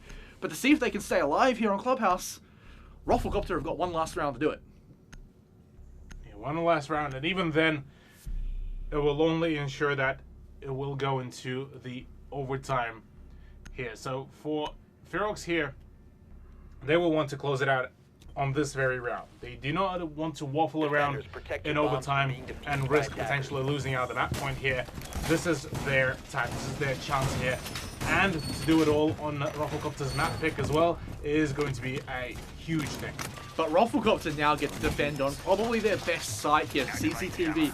And of course, OJ, last time on the OMI, held that garage for basically the entire round. And Ferox focused their attack around it too. So, if they do the same thing, and OJ is just as successful, we could go to overtime. But if Ferox change their plan, or they pick off OJ nice and early, that could all change. And we could just go to Oregon a lot quicker than we think. Huge thing as well is that it's not OJ that is actually going to be playing on the Kayat this time. It is going to be Blitty. Oh no, I'm talking the Womai. Right. For OJ on the rafters. Right. But yeah, OJ did do a fantastic job on the rafters as well, although got fragged out fairly quickly later on into the round. This time it's more so of a question of, will Ferox really change their approach and change their strats, or whether this will be still just the whole clubhouse being converted into a frag fest. It seems like so far it's a similar plan for Ferox, just setting up the same things they did last time we were here. So the difference, of course, as we said, was that garage control. Maybe. It looks like that focus is going to be here once again. 4 members all surrounding it, and then you've just got Repix a little bit off to the side here to cover up. Then he flanks. OJ, he's going to be hearing all of this. And Campo, he's so spooked he leaves the game. That is the worst possible outcome here. And the contact, I believe, has already been made. There's no rehost option. Rehost, I believe, is already off the board, and that is going to be an unfortunate outcome. So straight off the bat, Rufflecopter are forced to play in a 4v5 situation, and this definitely is going to be an issue. Potentially, will be ending it right here. But remember, they did do a solid, a job with just one person over in the garage last time, so maybe Rufflecopter can hang on, but it's certainly not what you want to see here on a match, on a round. You have to win. But Shade is surely going to have no problem opening this door, but Boydie with the Kaya trick may be able to block it. He can get one of them, so it's not going to be an entry hole, but it will be a peak hole. And OJ now is in a lot of trouble. At the very least, OJ was able to even up the man count. So at the very least, there's that. It's still a 4v4, but both Rigba and OJ took quite some damage amidst all of that chaos. And right now, OJ needs to keep his position as well as possible, because right now, against Todd, it is going to be a challenge for him to really contest, because so far it seems that the Pro League veteran is certainly in his prime right now, fragging-wise. Oh, man. Oh, man. We're here again, Cthulhu. 40 seconds left. OJ still alive in the rafters and still has ADS, still has magnets. And they have not cleared him out just yet. All the sightlines are there. He can't move, but he can fire back for sure. And as you can see, it just returns anytime he pokes his head up. But look at the clock, Cthulhu. I think he's done his job already. A frag here would be the cherry on top if he can pick that one up as well. But surely his days are numbered here, but he may have just about done it. He will go down. But this next defense here, 3 people. Now it's a 3v3. No, the diffuser has been dropped. And the diffuser's in a horrible position. With 5 seconds to go, Repix just has to stay alive. Roll the time. Boy! Rehost has been granted though, so we are going to be returning back to us in just a short few moments. But look, Rufflecopter surprising us here. And absolutely just making this a banger of a game. And already first map overtime in this series is a huge thing here. Oh, hello. Yeah, get my hat off here. Yeah, get that hat. I thought that was gone. But look, for what it's worth, this is a tremendous effort from them, being able to really push this into overtime for themselves, still keeping themselves alive in this battle on their own map pick as well. It is, though, quite alarming to see that it did come down to this, to essentially Rufflecopter struggling for an overtime on this map pick rather than being a completely polar opposite, and for Ferox struggling for that. But look, maybe overtime will be a completely different thing, although I believe it is actually going to be defense for Ferox on the overtime for them to start things off. Oh, so okay, yeah. This is going to be a bit of a 50-50 coin toss for Rufflecopter's success, because as we do remember, the first half did end at a 3-3 scoreline, but with Ferox kind of coming out with round streak.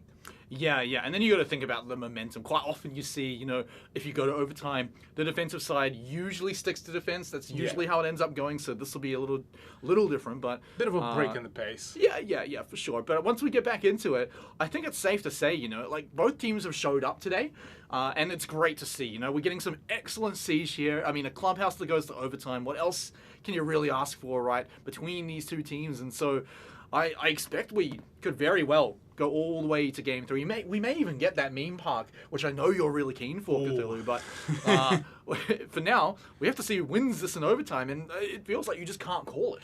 Yeah. This is extremely hard to really call who is going to be the winner here. Both of the teams are certainly trying their best for the most favorable outcome for them. Obviously, neither of the team was able to really assert as much dominance as probably either of them wanted. But look, I'm just loving the way how it seems that the playstyles from both the teams seeming to be somewhat different, at least in their approach.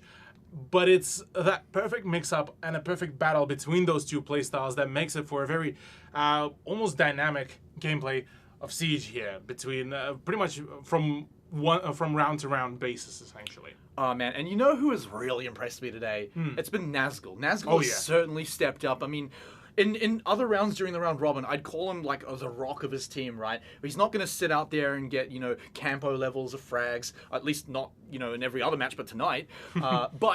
But he would always be there, getting the solid impact tricks, getting that utility, the stuff that doesn't show up on the scoreboard. Yeah. He was there to hold his team together, and now he's showing up on the scoreboard too. So, Nazgul, man, if you're listening, congrats on the performance today so far. But I mean, you're not quite done just yet. It's not over yet. Yeah, we're not even through map 1. So yeah, no, I'll definitely have to agree. Nazgul definitely was occasionally popping off a few times here and there. This time it's definitely a bit more of an impactful gameplay, although it's still from kind of a similar position, being kind of an anchor of the team, right? Very on the defensive side. sided. Very defensive sided, yeah. Whereas Todd has decided to remember his the old days of glory back at being the absolute nuts fragger back in the days of Atletico, back in the days of oh god, the Rest in Potato as well. That is probably for some of the older members of the ANZ community. That's a throwback and a half. But look, this is a really good turnout from Ferox, no matter what. This map already, they've managed to show that they are very much prepared. They are very much warmed up for this semi-final. Whereas from Rufflecopter, a few hiccups, few bumps here and there, and they seeming to be still kind of trying to just kind of play on that go almost play style with some of these rounds, kind of just inches away from failure, but still making it look very confident for themselves. Yeah, I mean, look, they're adapting to chaos pretty well, like the low times that are sometimes coming up in some of the, attacking rounds in particular. Rufflecopter are doing fine there, even in the moments where they know a big push is coming on the, when they're on the defense, they know a big one's coming, they're ready for it. So, and they're not worried about, the crazy chaos that's going to come out, right? They're causing it quite a lot of the times, actually. But I actually see 10 players in the lobby, so we should be moments away from getting back into it. Thank you, ladies and gentlemen, for sticking through this rehost. I know no one ever wants to get a rehost just when we kick into overtime, but sometimes it happens. But it means we get to basically almost look at the overtime as like its own little thing. It's a good little reset for both teams. It's like a mini break. Mini break, yeah. For teams, definitely this is going to give them a little bit of a breather. Hopefully, both of the rosters will be able to really get themselves up and running once again, get themselves maybe at least back to the optimal kind of amount of energy, maybe get a drink, get a Red Bull maybe, who knows. But look, we're just about to start things off. I did just see one of the players unfortunately drop out from the lobby. But he did come back. He is back, so we should be fine. Ours do come out, so we're just a few seconds away. At overtime, yeah, with Ferox starting on defense, this is definitely going to be a bit of a change of pace for themselves. But look, enough of us waffling around. It's game time. That's right. That's what we're here for. Some Rainbow Six Siege in overtime. Would we have it any other way here in the semi-finals? I don't think so. So Rufflecopter and Ferox here, jumping into it. Although you might want to stand up here again, Cthulhu, because it looks like we're going to be re-hosting unless... We'll just check out and see what's going on. Looks like it's going to be called as, yeah, it will be a rehost. We want the teams on the right sides, of course, for sure. So back to it. We'll be back to it, yeah. Man, the old rehost, don't we know it, guys? Welcome back. Love to see you. Love to see you. We're sitting here so close to knowing who's going to take game number 1. But I think we've got a pretty good idea, Cthulhu, that this series absolutely could go all the way. Even if we go to Oregon from what we've seen so far, is it even still going to be possible to call someone here? Even a favorite?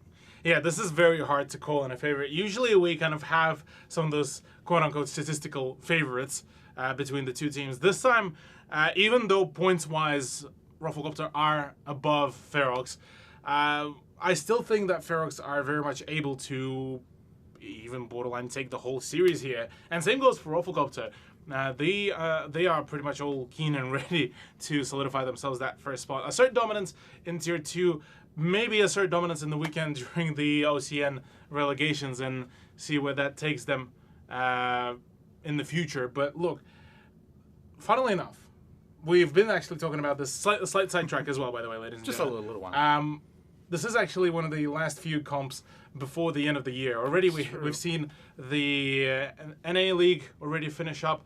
Pretty sure the, well, technically Oceanic Nationals relegations are still running, but worldwide we're just about wrapping up as well on all of those. So it's nice to see that we still get to see some Siege action before the end of the year, before everyone goes on their holidays and gets to enjoy some break as well. Yeah, and it's kind of like I was saying in the game, is that neither of these teams are going to be happy with a loss here. Like, even if it's a 2-0 or a 2-1, doesn't really matter. Even if it's by the skin of their teeth, right? A losing here would be a disaster. Both teams feel like they could probably be in the finals. Arguably, I think all 4 teams in the semifinals will feel they deserve a spot in the grand finals. And it's hard to argue that, because I feel like they all do, and it's you know, hard to just take only 2 of them. But luckily, we have this match here to decide it for us. But I mean, even this match is having trouble, Cthulhu, because we're going to overtime, man.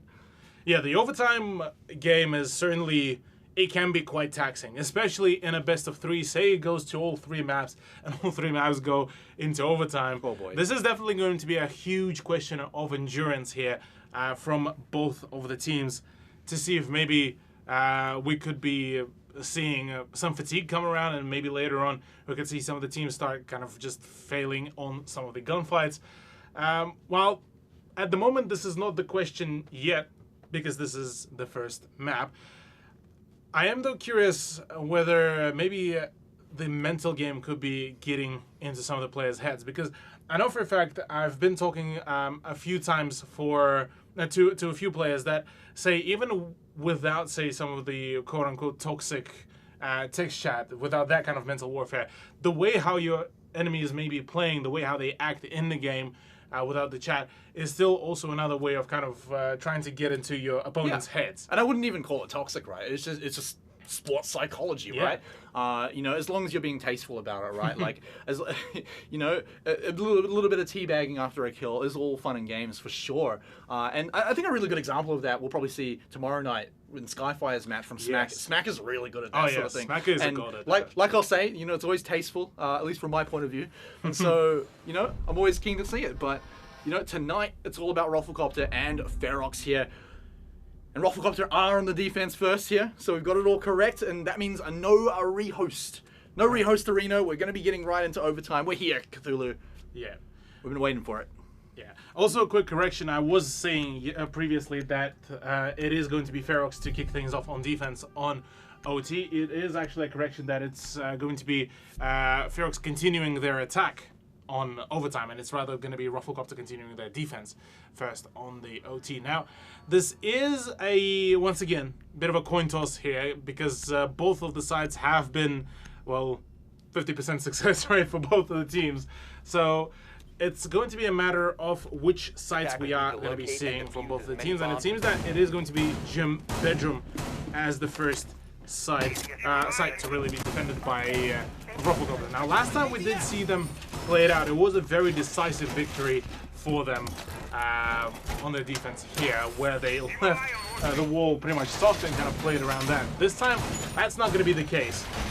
But I wonder if once Ferox work it out and they try to go the same way and very quickly find that it's reinforced. But yeah, not going to be funneling them through the jacuzzi wall this time. In fact, just going to kite it up and hope they can forget about it. But of course, as we all know, that isn't always the luxury of the case. But for now, it's interesting that they're going to Gym Bedroom, but it has been a successful site for Rufflecopter before. Deptra is starting things off very spicy. Won't get anything yet, but luckily, no risk either. So he'll keep his head on and can just rotate back very, very quickly.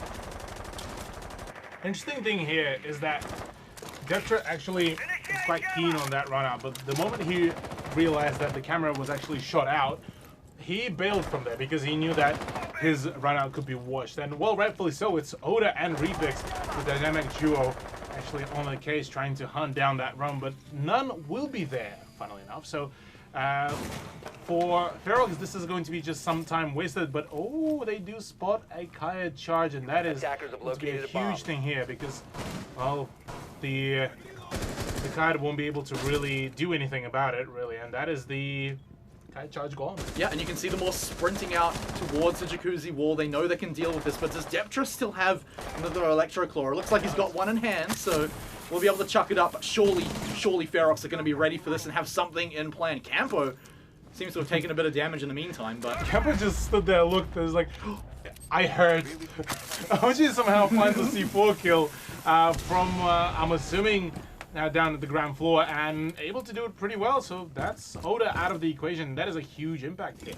yep, no frags to rain on in, so those ADS are going to be free raining for sure, with even less to start draining up. Now it's up the stairs with the drones, and this is half the round now gone for Ferox, and they're one man down. You're getting some good info without losing the drones either, so they might be able to pre-fire a little bit here and get this frag, but Deptra's moved around just a little bit, so maybe a little bit tough. But yeah, Repix has got it pinged out for him. Swapping bags. No success just yet, and no damage to land either. And they are starting to run out of time again, Cthulhu. Yeah, at the very least, the breach was successful, so there's that. Todd already whipping out his Skyros launcher, will be attempting to get something going, but I'm assuming that is he's just waiting for Repix to go for the trick. But instead, no. Okay, that's the thermite charge gone out of the equation. Deptra does take quite some damage through the floor, but not enough to actually keep him out of that position. Another set of Excaros does get zapped out, but there's still two more to go, and oh, maybe one more we've seen, quite possibly. Funnily enough, the floor has been destroyed, so yeah, the breach will be successful, and the Kaid will not be, unfortunately, for Deptra able to deny that. But they've been able to jump back quite far here. That kill onto Rigba, beautiful. And they've killed Shade though to trade it back, but Ferox are still coming out on top on this one. Look at the health bars too. Just Nazgul and Todd. Todd has to plant and he'll be killed. With that, Ferox cannot take this one out in time, and Rufflecopter grabbed the first one in overtime. Oh man. Once again, Rufflecopter coming out with some very unusual, well, fairly unusual holds comparative to what we usually are grown accustomed to see with Jim Bedram, and actually go for some vertical play and able to come around with a win very decisively here. Able to drain out so much time. I mean, even we kind of nearly got caught off guard with the fact how little time there was remaining. This is a huge play here from Rufflecopter, as it seems that they're finally starting to awake here. Yep, but now we get to send them back to the attack here. They had a pretty good run on this one too, so you know, you can still be sweating if you're a Ferox fan who are going to be defending CCTV again. This one a lot more successful on Rufflecopter's side, so Ferox, they're going to want to try and get this one here because, of course, they can't lose any more rounds. Now, the main thing here is that last time we did see CCTV to be defended, Nazgul was able to hold it really well, namely the cash room with the Maestro. So they have all the needed ingredients for the saucy win here. It's just now they need to actually cook it up really well and not burn it. Because otherwise, Rufflecopter are going to come around, spoil the whole brew, and well, after that, just run away with a win. And well, all they need really is just this round to be won. They have done it before, like you said, Smite. So it's still very much possible for them to do, but they do need to make sure that they nail down their vertical game really well. They take control of the supply room and they get rid of Nazgul as quickly as possible. Yeah, Nazgul, massive pain. Last time as well, when Rufflecopter attacked the site, they did use a lot of vertical power, firing through the cache floor to see if they could get any free frags, in particular to pick up Repix at one point as well.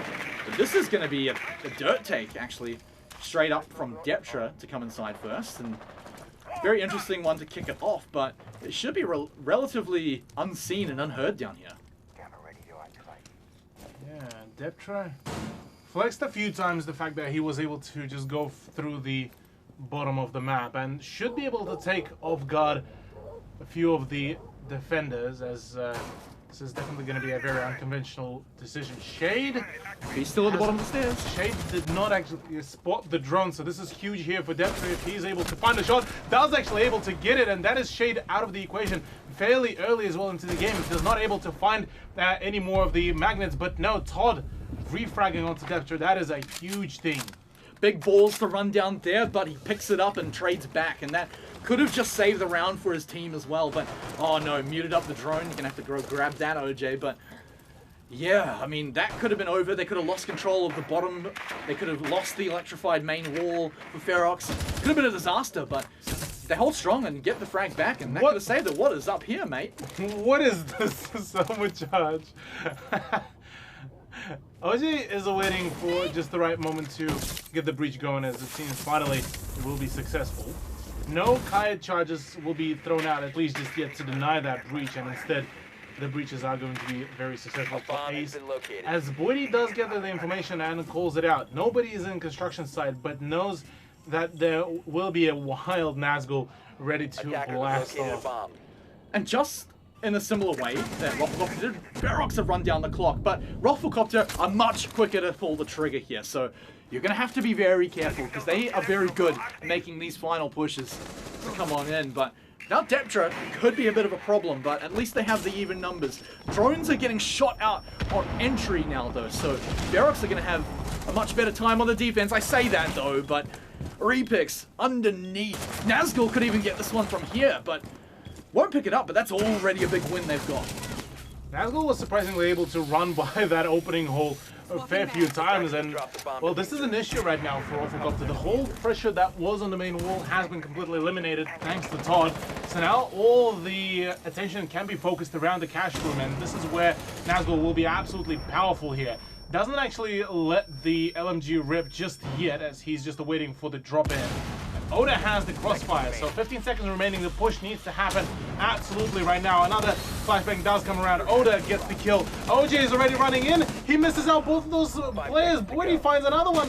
There's a Todd. Neil takes out Nazgul. The plant has not gone down. And Ferox are successful in defending this round. We're going full 15 rounds straight off the bat in map number 1. Look at this ring around a Rosie. Look at that nonsense at the end. Is there any other way to bring us here to round 15? I don't think so, Cthulhu. So it's overtime match point now for both teams. I wouldn't have it any other way here. And it looks like we're going to stick Rufflecopter back onto the defense where they've been so strong. They know CCTV has been a great sight for them, so they can pick it up again. Do they change anything up? Because I see Mozzie being teased here. That could be some massive information denial if they do go for it. Doesn't stick around, and it does free up Mute to go for even more wall denial. However, I wouldn't be surprised to see Campo stick to the tried and true Jaeger. Jaeger will be more so of a comfort pick, I suppose, here for Campo, although a Mozzie pick wouldn't Attackers have need to locate hurt and defuse bombs. off the lineup. Instead, though, yeah, a Jaeger pick just to ensure that no grenades will be getting rid of the presence on the rafters is still going to be a fairly clever pick. And look, Ferox right now are on the run. They were able to actually, last time they did attack CCTV, it was a victory for them. So the only time that Rufflecopter were able to actually defend CCTV was on the second round, where they were able to just completely roll away with a victory.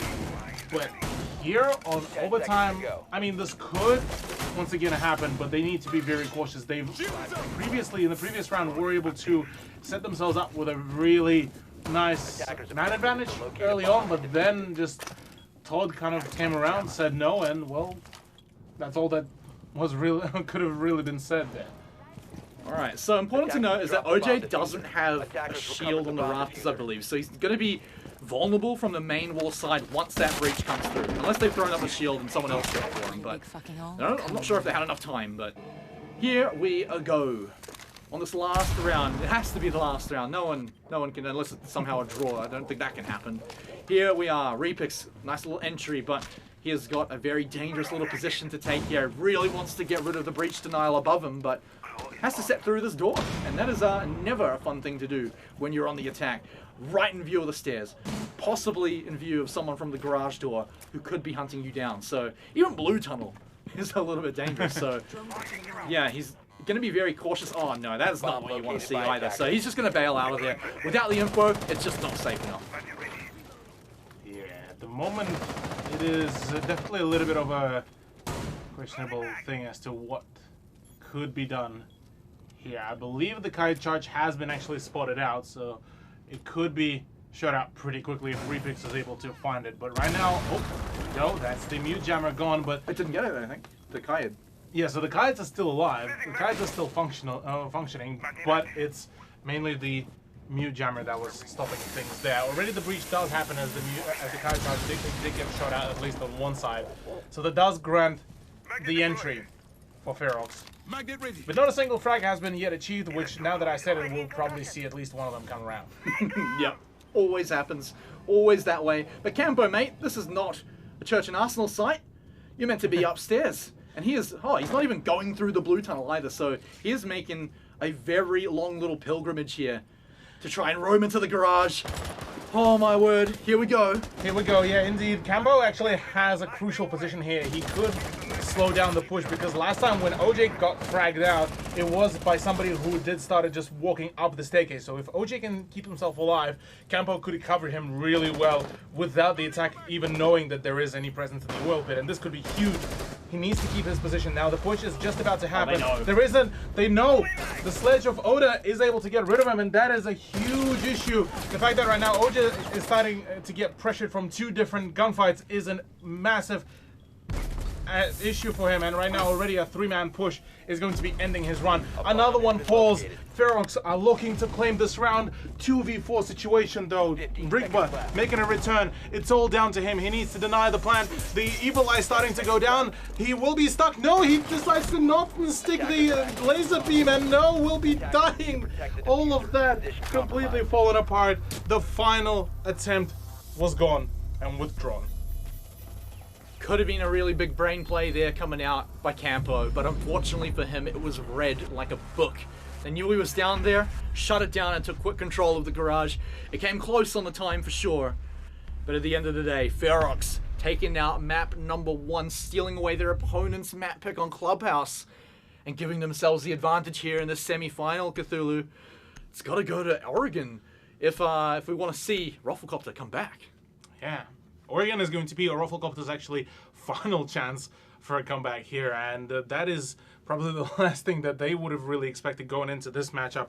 Obviously, the fact that maybe that Campo returned back to his BC at the last moment before the match even started could have been possibly the issue. The fact that he's not particularly warmed up compared to the rest of his team. I mean, let's not forget, Cthulhu, is that it was still incredibly close. That was one round difference. That could have easily been Rufflecopter's game.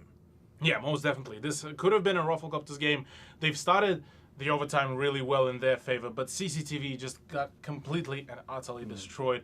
I am, though, quite curious to know how was the position in the oil pit been read in, because I don't think I've spotted a silhouette of a drone, so I'm assuming it was off the sheer kind of gut feeling on that push, because at that point, Rufflecopter were well knowledgeable that there will be a push onto the rafter stairs. So the only logical decision from there on would have been to, well, try to get a crossfire. Obviously, the entrance to the garage would have been cut off by that time.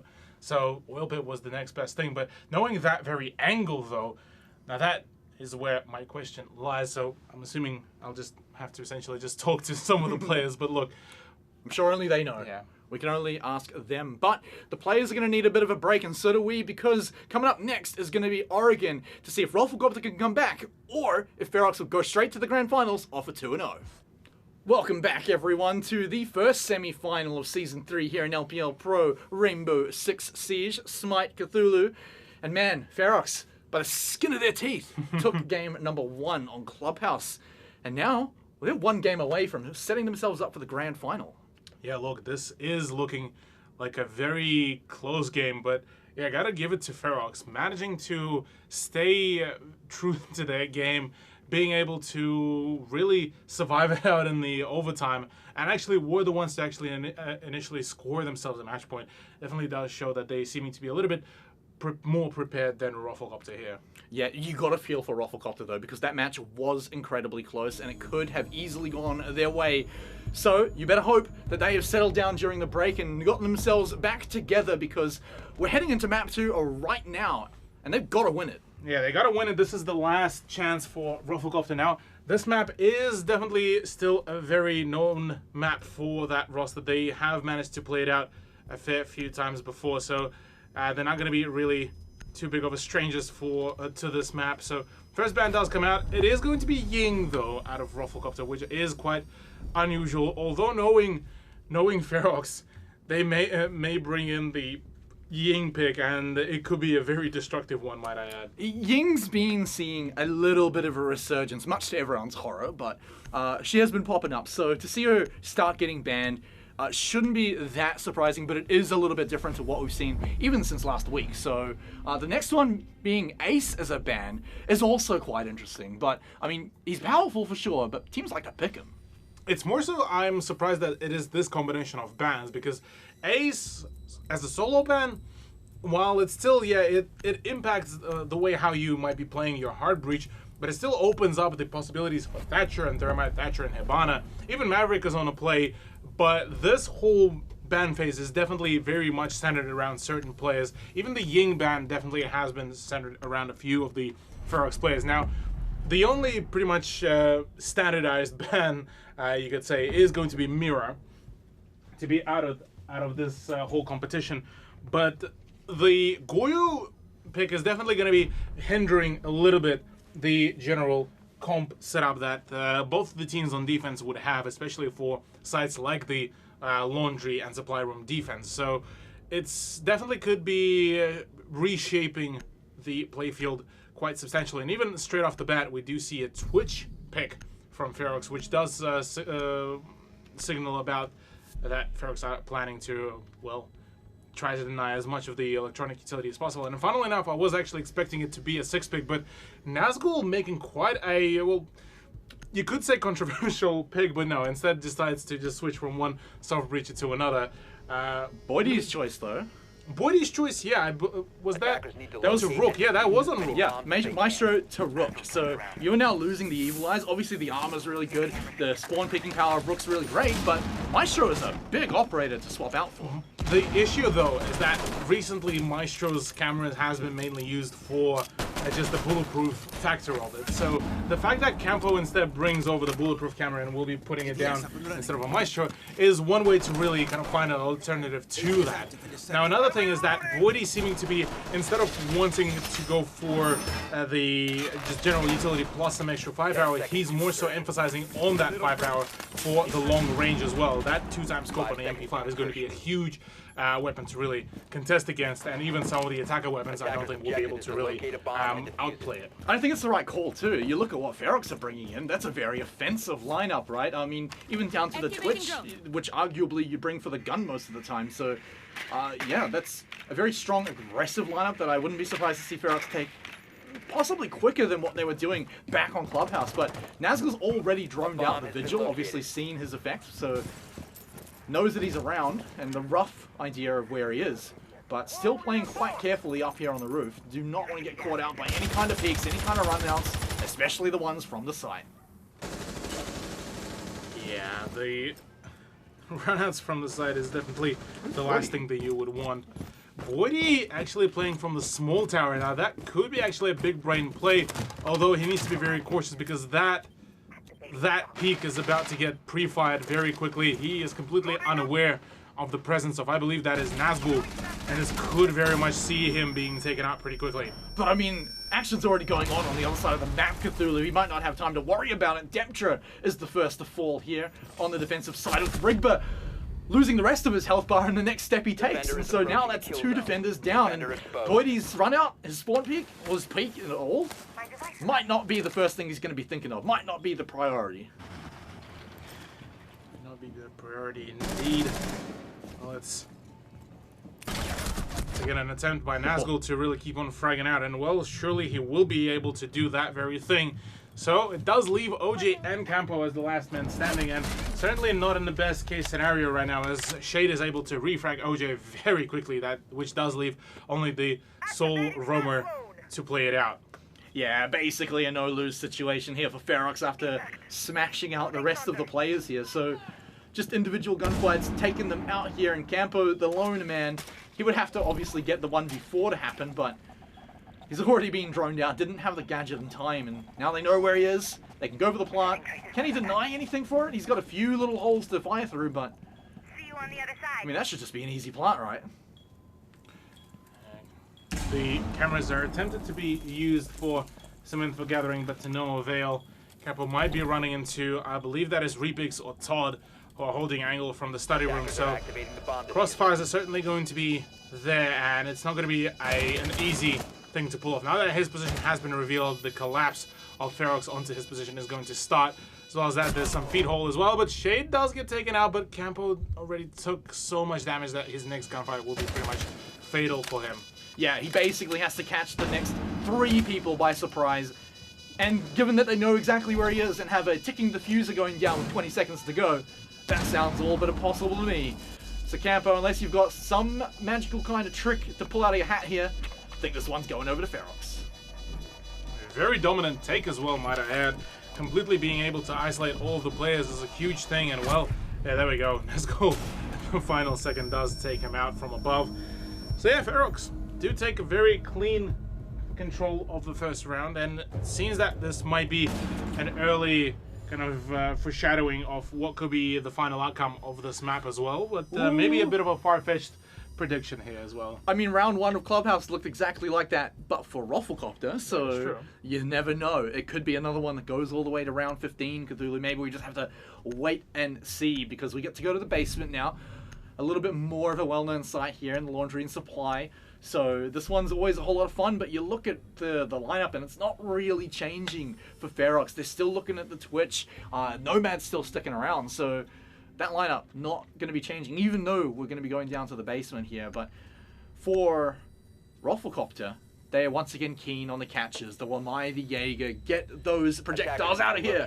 But the thing is, though, it is a little bit of a change around as to who gets to control those operators. Boydie is the one to actually take the reins of the German operator, and instead it's Campo that is going to be playing on a smoke, presumably at the left side of the bunker entrance. So we'll have to find out if that is going to be the case. But yeah, definitely an interesting decision to swap around, given that Campo definitely did not have particularly too good of a performance during Clubhouse. So maybe this is kind of a team's decision to let Boydie to go ahead, because he was the one who was 5 seconds left popping off before quite a fair few times. Yeah, Boydie's been having a pretty solid one. Unfortunately, last time he visited the small Locate a tower, bomb and defuse it. his team kind of died all around him, but this time it's just the spawn peak and not very much risk at it either, as there's no one really there. So actually, just kidding, Nazgul's there. No one's going to die for it though, but a few bullets were traded. This is though an issue, because now Boydie could be hunted down pretty quickly, and a few of the crossfires could be held to ensure that he does not return safely home. But instead, no, this will be still a fairly safe rotation for the man, and we'll be able to just stick around. Though Repix will not be returning back. Is that through the... That is through the wall, I believe. Yeah, must have been through the rotation hole for sure, but or the sightline hole. Picking that one up from downtown, Repix gone. That's a big deal. So Rufflecopter have already set themselves up for a good round. Next target is going to be Shade, and he can see his target peeking, but has the barrels to play off safely, and in fact has a teammate too, so can refrag if the option's going to be on the table. But these flashes are starting to fly out now, and they're not going to have too many left once we come to the actual site push. Boydie, he's held strong, and he's got the backup behind him too. Definitely, yeah. Boydie right now is in a quite powerful position. The fact that the Malus device was there could have been a massive issue, but thankfully for Ferox, they were able to dispose of it pretty quickly. Now, they are fully and well aware that there is some presence at that doorway. Don't just peek. Into the pillars, as well as that Rigba is ready to frag out through the soft wall. But right now, as soon as either Rigba or Boydie go down, this could be a huge momentum issue, and well, swing is coming around, but instead it's just going to be smoke that will be damaging Nazgul. Oh, beautiful smoke though. I mean, it's coming out right at the exact perfect time. You can just give them only about 30 seconds left, somehow keeping his head on there, Rigba does, but no one on the other side being taken down too. Still time burning down, and the two smokes are still in the pocket, so there's the next one. Can't shoot it out in time either. Rufflecopter are going to be facing the next attack with Ferox only having 30 seconds to go. Exactly. And this is a huge play here. It seems that Rufflecopter has managed to perfect the way of just draining as much time as possible. Now, the entrance from the pillars into the bunker has been isolated by the Nomad charge. And oh, just like that, there's already a push by Todd. Oda finding another one. There's an entry onto the side already, full blown. Boydie needs to start rotating over back to the side because already, OJ is well aware. OG is very well aware. And Wigwood to close off the round is definitely going to be showing that Rufflecopter are very much prepared for this kind of swing.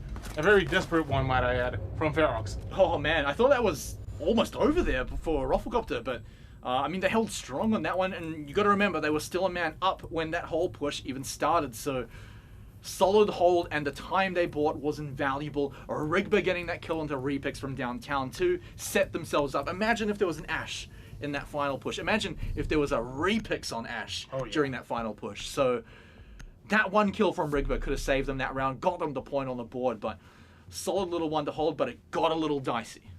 It did indeed get quite a little bit dicey there at the end, but thankfully for OJ, his aim was true there.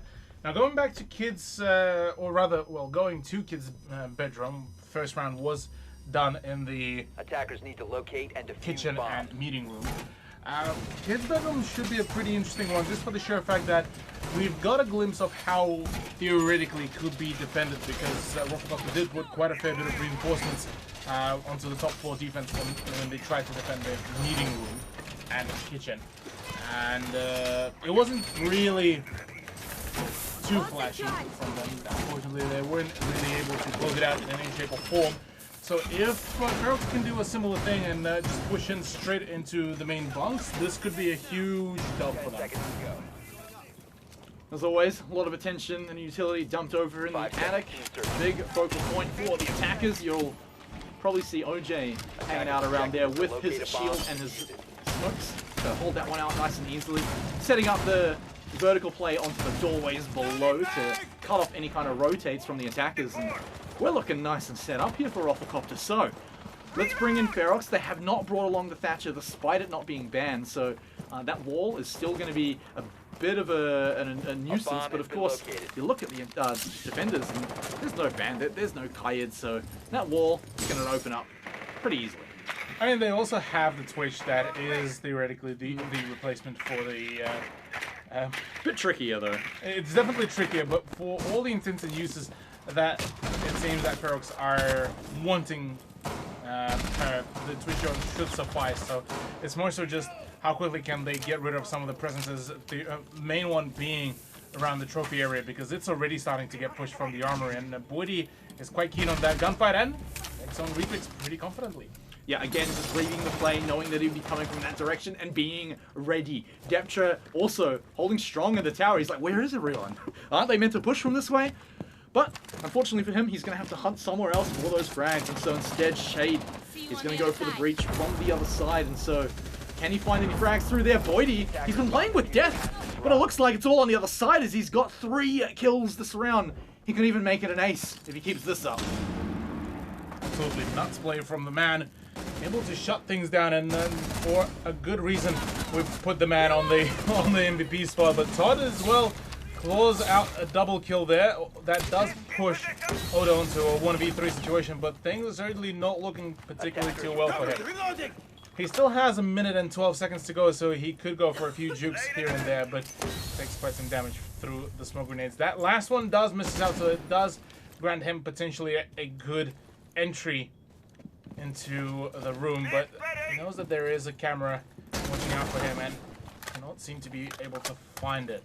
Yeah, not finding that camera could be a bit of a disaster. It'd be good to see if we do get a view on it, but Oda, man, he knows he can't go that way because they just know that he is there. And unfortunately, he might have the time, but he just doesn't have the resources, doesn't have the manpower. You can see he knows it too, so looks like we get to sit back a little bit here, Cthulhu, and maybe check him out getting an exit frag, but for now, it's all going to be all about prepping that next round for Ferox because they're going to be 1 round down unless Oda pulls out something. Yeah, a bit of a chill time there, really, for Oda, just to maybe talk with his team as to what has happened, why was that even allowed. OG is kind of just looking at, he's not biting at Oda, like, what is this idiot doing? 10 seconds. He's fine. Even Oda at this point just verbally just like challenges him, but OJ doesn't care. Yeah, no. OJ's had his hands off the keyboard for like the last minute, so you know he's not moving, he's not peeking. Deptra though instead goes in for that peek and well, rightfully so, wins it out. So, well, props to Ferox and Rufflecopter, but Rufflecopter do come out successful in that round. So, that said, once again, they do get themselves a point lead here once again. Yeah, let's rewind like 2 minutes because Boydie popped off in that round, a big triple kill. I thought Todd might have been bringing it back. He got 2 kills that in no world should he have been allowed to get. He just walked into the doorway, stood there for a second, and like basically gave them the stance and then picked them off. Yeah. It felt like it was in slow motion, but I mean, hey, look, even those 2 frags weren't enough to pull the round back in their favor, thanks to Boydie being a god. Yeah, Boydie able to lock down the whole side of that push on Oregon is a huge thing here for the team, and being able to flex it on a Valkyrie is definitely another thing. For most people, Valkyrie's MPX is a B shooter whenever it comes down to the body shot, so him being able to nail a fair few of the headshots is definitely a great thing to pull off. Now, we are returning to the side that was defended previously by Rufflecopter on the first time, I believe. Yep. And well, last time it wasn't particularly too well defended. They weren't able to really keep their ground for long. So maybe here we shall be seeing something different, but again, things may not be too hopeful here. Yeah, I mean, a lot of it just came down to the individual frags we kind of missed on screen on round 1. So a lot of that probably did just come down to, you know, Ferox having a better gunfight, but here we go again. Refix very quickly coming on up, and he's got teammates too to back him up, so they should be able to live drone in if they so choose, take down any angles, but it looks like they're going to try and take control of the top floor first. Makes a lot of sense, although Refix, is it a pre-play C4 thing? I'm out. Could have been, actually.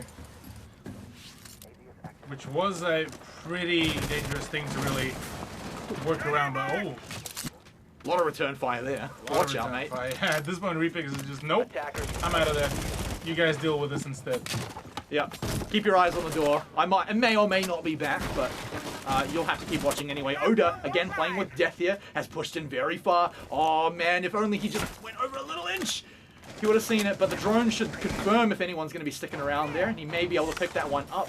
Campo will be under fire soon, but for now, he's going to be fine with all those ADS, and with that, we've got entry to the building now, but Boydie now getting droned out. He may have to just fall back a little bit here from his position, but still yet to go down for anyone. No damage on it.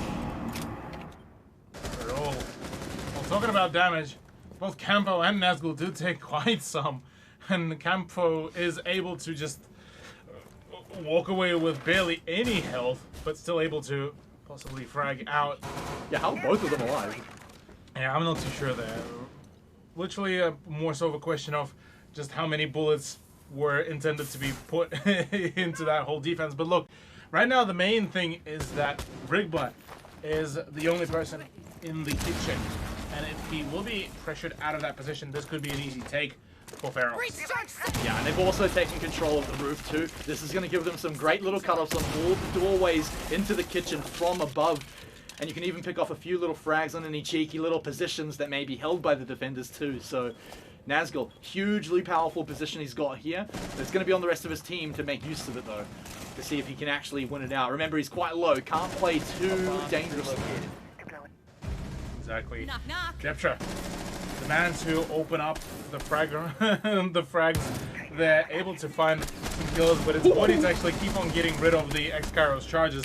Meanwhile, Shade though does return fire back to Deptra, but Boydie is still there. Almost able to find himself a third kill, but the R4C is a little bit more powerful. But he's bought enough time. I think that was the crucial difference, including the breach denial. So now Ferox have to rush on in, grab the diffuser, and try and get the frags here. Todd's got to rush for it while the plant is going down. Can he catch it? No, doesn't look like it. He gets killed instead. Repix is about to finish the plant. Now, the 2v2 in the retake situation. Can Nazgul find the frag? He sees the C4 fly up, holds strong, does not get baited by it, and now can move forward. Even has the red pings to work off too. So Can OJ find a way in to rotate to get this flank? But it doesn't look like it. One attacker now down, and Rigba to try and hold it, but no, there it is. Ferox rip off both of their heads. And man, that is getting into the head that you were talking about before. Yeah, now we are getting into the mental warfare between the teams. But look, yeah, that was a good recovery from Ferox. They were able to get themselves some really good peaks, very impactful one, might I add. And that post-plant tag by the drones to tag both of the positions of the defenders certainly was one of the winning situations really for Ferox, because they knew exactly where could they expecting the push to come from. Not from the main hallway, not yet from one of the stairs. Both of them were just outside the site. Information. So incredibly important in those post-plant situations. Ferox take advantage of it. Does it stick around? It does, Cthulhu. That blitz has indeed been locked in. Attackers And need so to along with the locate and Twitch, defuse bombs. we're getting Ferox's own little twist on Oregon here. It's going to be on a basement push too, actually, so Blitz is going to be real fun to see how it works out. It could be a really quick bunker push, but Deptra, if he's playing here on Smoke, could deny that immediately. It is quite unusual to see that it's actually Nazgul who takes control of the Blitz rather than Todd or Oda. The two players that usually are seen in those kind of meme comps on either Monty or Blitz. And instead, yeah, Nazgul feeling quite keen, quite happy about his performance so far, being, as a matter of fact, the top fragger here right now for Ferox. Will be, well, I suppose, rewarded by being allowed to pick the Blitz, as certainly Blitz is not particularly the most conventional fragging operator, but he most definitely can sow the horror into the hearts of his opponents. Actually got a little tag for a run out where perhaps, maybe just a Valcam, maybe just a run out, but it was in fact notified. But here it is, it's Nazgul, he's spawning over in construction, so he will be heading towards the bunker, but he's gonna meet Deptra, which is gonna be a big problem, but it could bait out the smokes early, which could be what maybe Ferox is gonna try and pull out for it. There's one.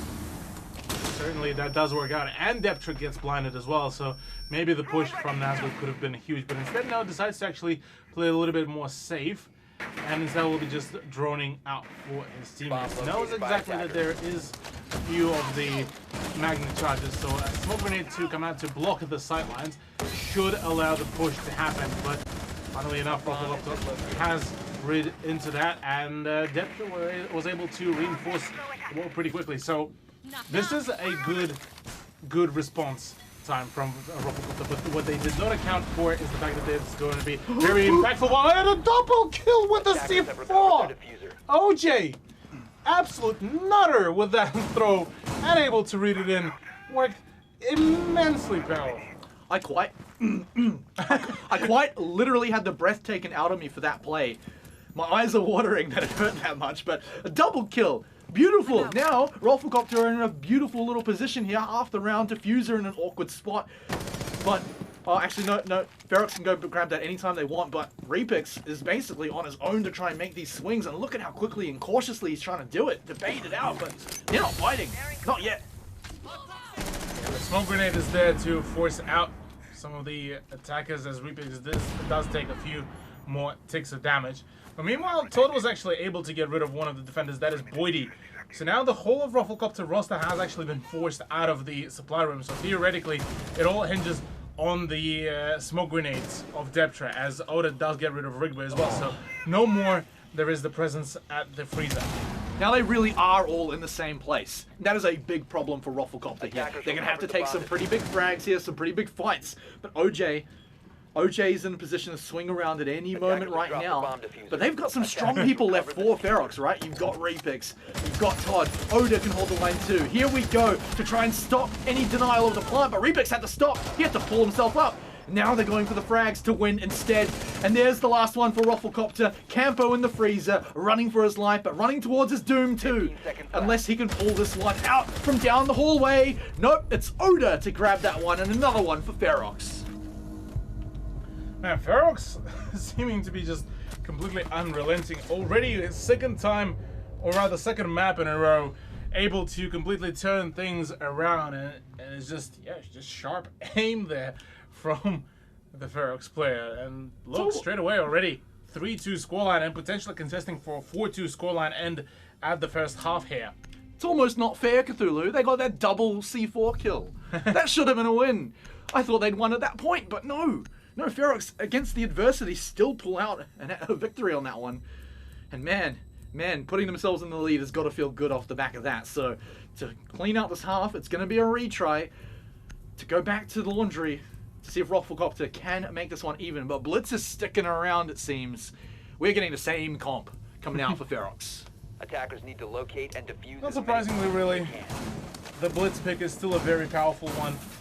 Legion to kind of try and work around it. Well, Legion was picked previously by Voidy, but he was played on a bit more of a passive position, so I'm assuming similar case is going to be done here. I'm more so curious as to how well the rest of the roster of Rufflecopter will be able to respond to the plays, because last time they weren't really able to do much about just holding out the supply room. The moment that wall patch has been opened up by Hibana, that was pretty much all that could have been said really about it. Also, possibly we could be seeing maybe a rearrangement of the positions of Rufflecopter defenders, but apart from that, with that wall now being opened up, there's no way that the electrical room will be a safe haven for the defense. Yeah, definitely keen to see how Rufflecopter approaches one of the defense, because of course Deptra got pushed very early. He got like one smoke off before he had to go back and reinforce his rotation hole. It's been droned out too, and so they can tell he's pretty far back, but I mean, you still have OJ hanging around who's got that magical C4 in hand and can easily stop a push on this path again. Deptra's still here too, pushing real hard on those drones to get them down. Could have been dangerous, but stays alive through the calls. First smoke going out. Does he back off from it? No. He's actually going to move around to electrical to see if anyone is taking a look in there, and Oda is the one to get punished for it actually, as he gets down, but he should be able to get right back up. Yeah, no outside smoke grenades will be thrown around, so the man will be able to get back into the play with 25 HP, or rather 20 HP, pardon. Rebix did take quite some punishment as well in his attempt to take control of the Watchtower stairs, so this is already a good beginning for Rufflecopter again to maybe even out the scoreline.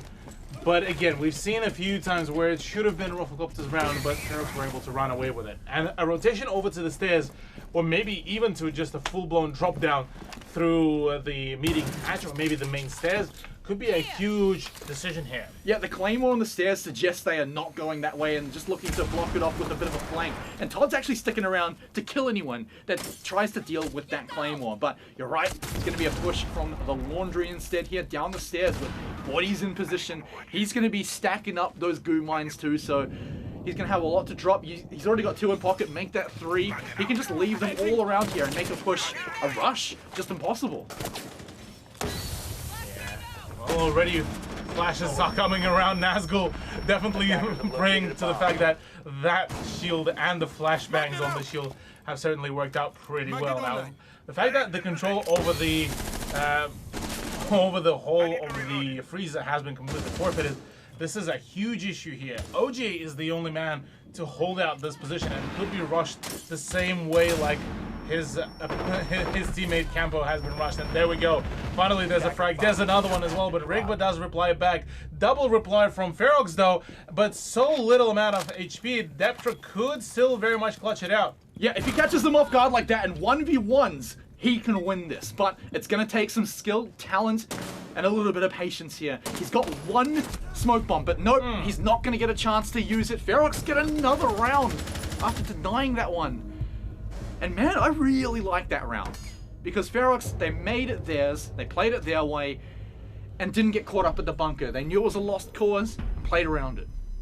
Exactly. Now this is a huge issue for Rufflecopter. For Ferox, they're only 3 rounds away from the victory in the semi-finals to push themselves into grand finals and already upgrade them to at the very least $1,000.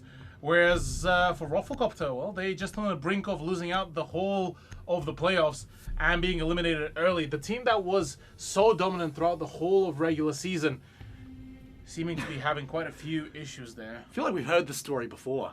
Last season, two. yeah, last season Exto dominating round robin and then dropping out Like even before, no, I The mean, last yeah, leg yeah, of the round robin pretty semifinals, much yeah. sent them. Attackers need to They went from locate first seed and to down fourth its seed bomb. Yeah. and lost in that semi-final. So not quite exactly the same, but it is a similar story here for Rufflecopter, unless they do bring it back. So we won't tell that story just yet. But for the first time, we're actually seeing Thatcher being taken advantage of the fact that he is not banned.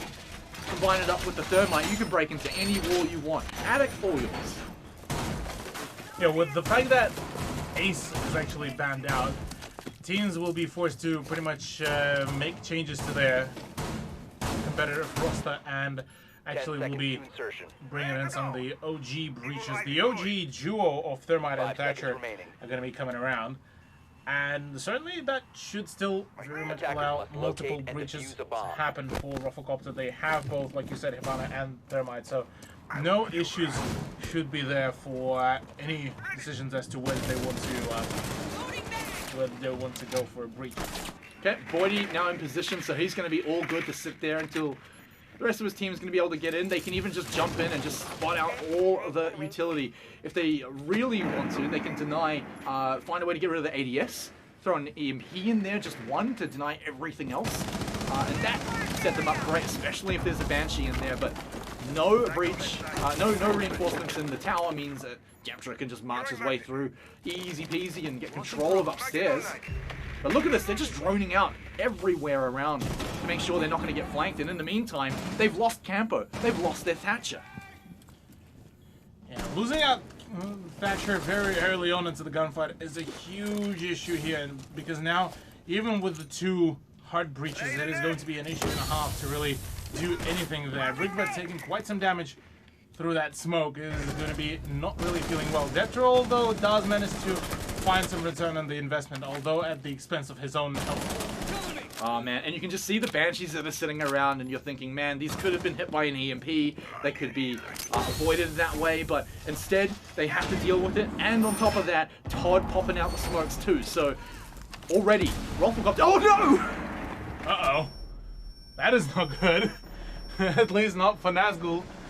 Boydie getting the Ash Charge kill before Ash Charge damage actually gets nerfed from 92. I believe I had the 50 or 40%. So that is a huge one there to find that kill. So right now, for Rufflecopter, they just need to just try to snowball it, get rid of Todd before he does any more damage. And after that, it's going to be huge. But pushing this into a 3v3 while getting down, this is a huge one. Oda finding another one. A C4 flies in, but gets shot out by OJ, funnily enough.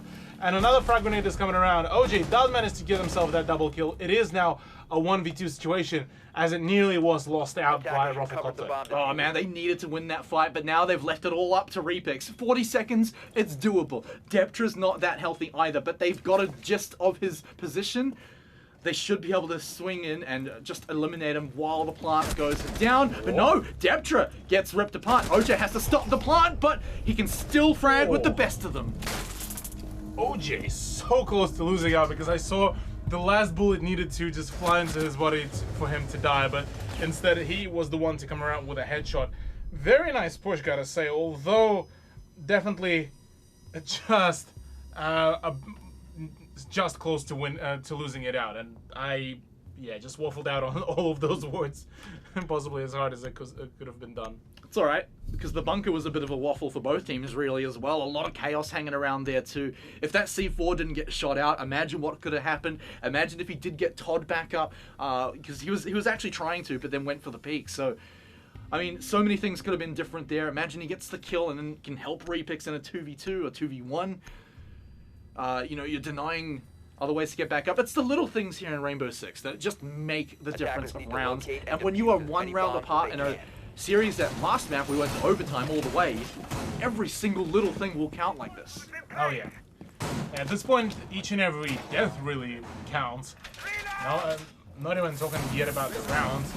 Funnily enough, for Ferox, they are still going to be bringing in just about the same lineup. Really, nothing different. Really, a similar thing is coming out from Rufflecopter as well. So no changes here. It's more so just how will either one of the teams really play out their gunfights here. 10 seconds left. We're going to do anything with that there, mate? Or are we going to just camp it a little bit? Last time we did see Boydie swing around pretty aggressively. So maybe they do keep that door open for now. Shade going for the run out. If this was last round, he would have caught Voidy, but instead has to run back in and with no prize. Well, Boydie will be happy about that.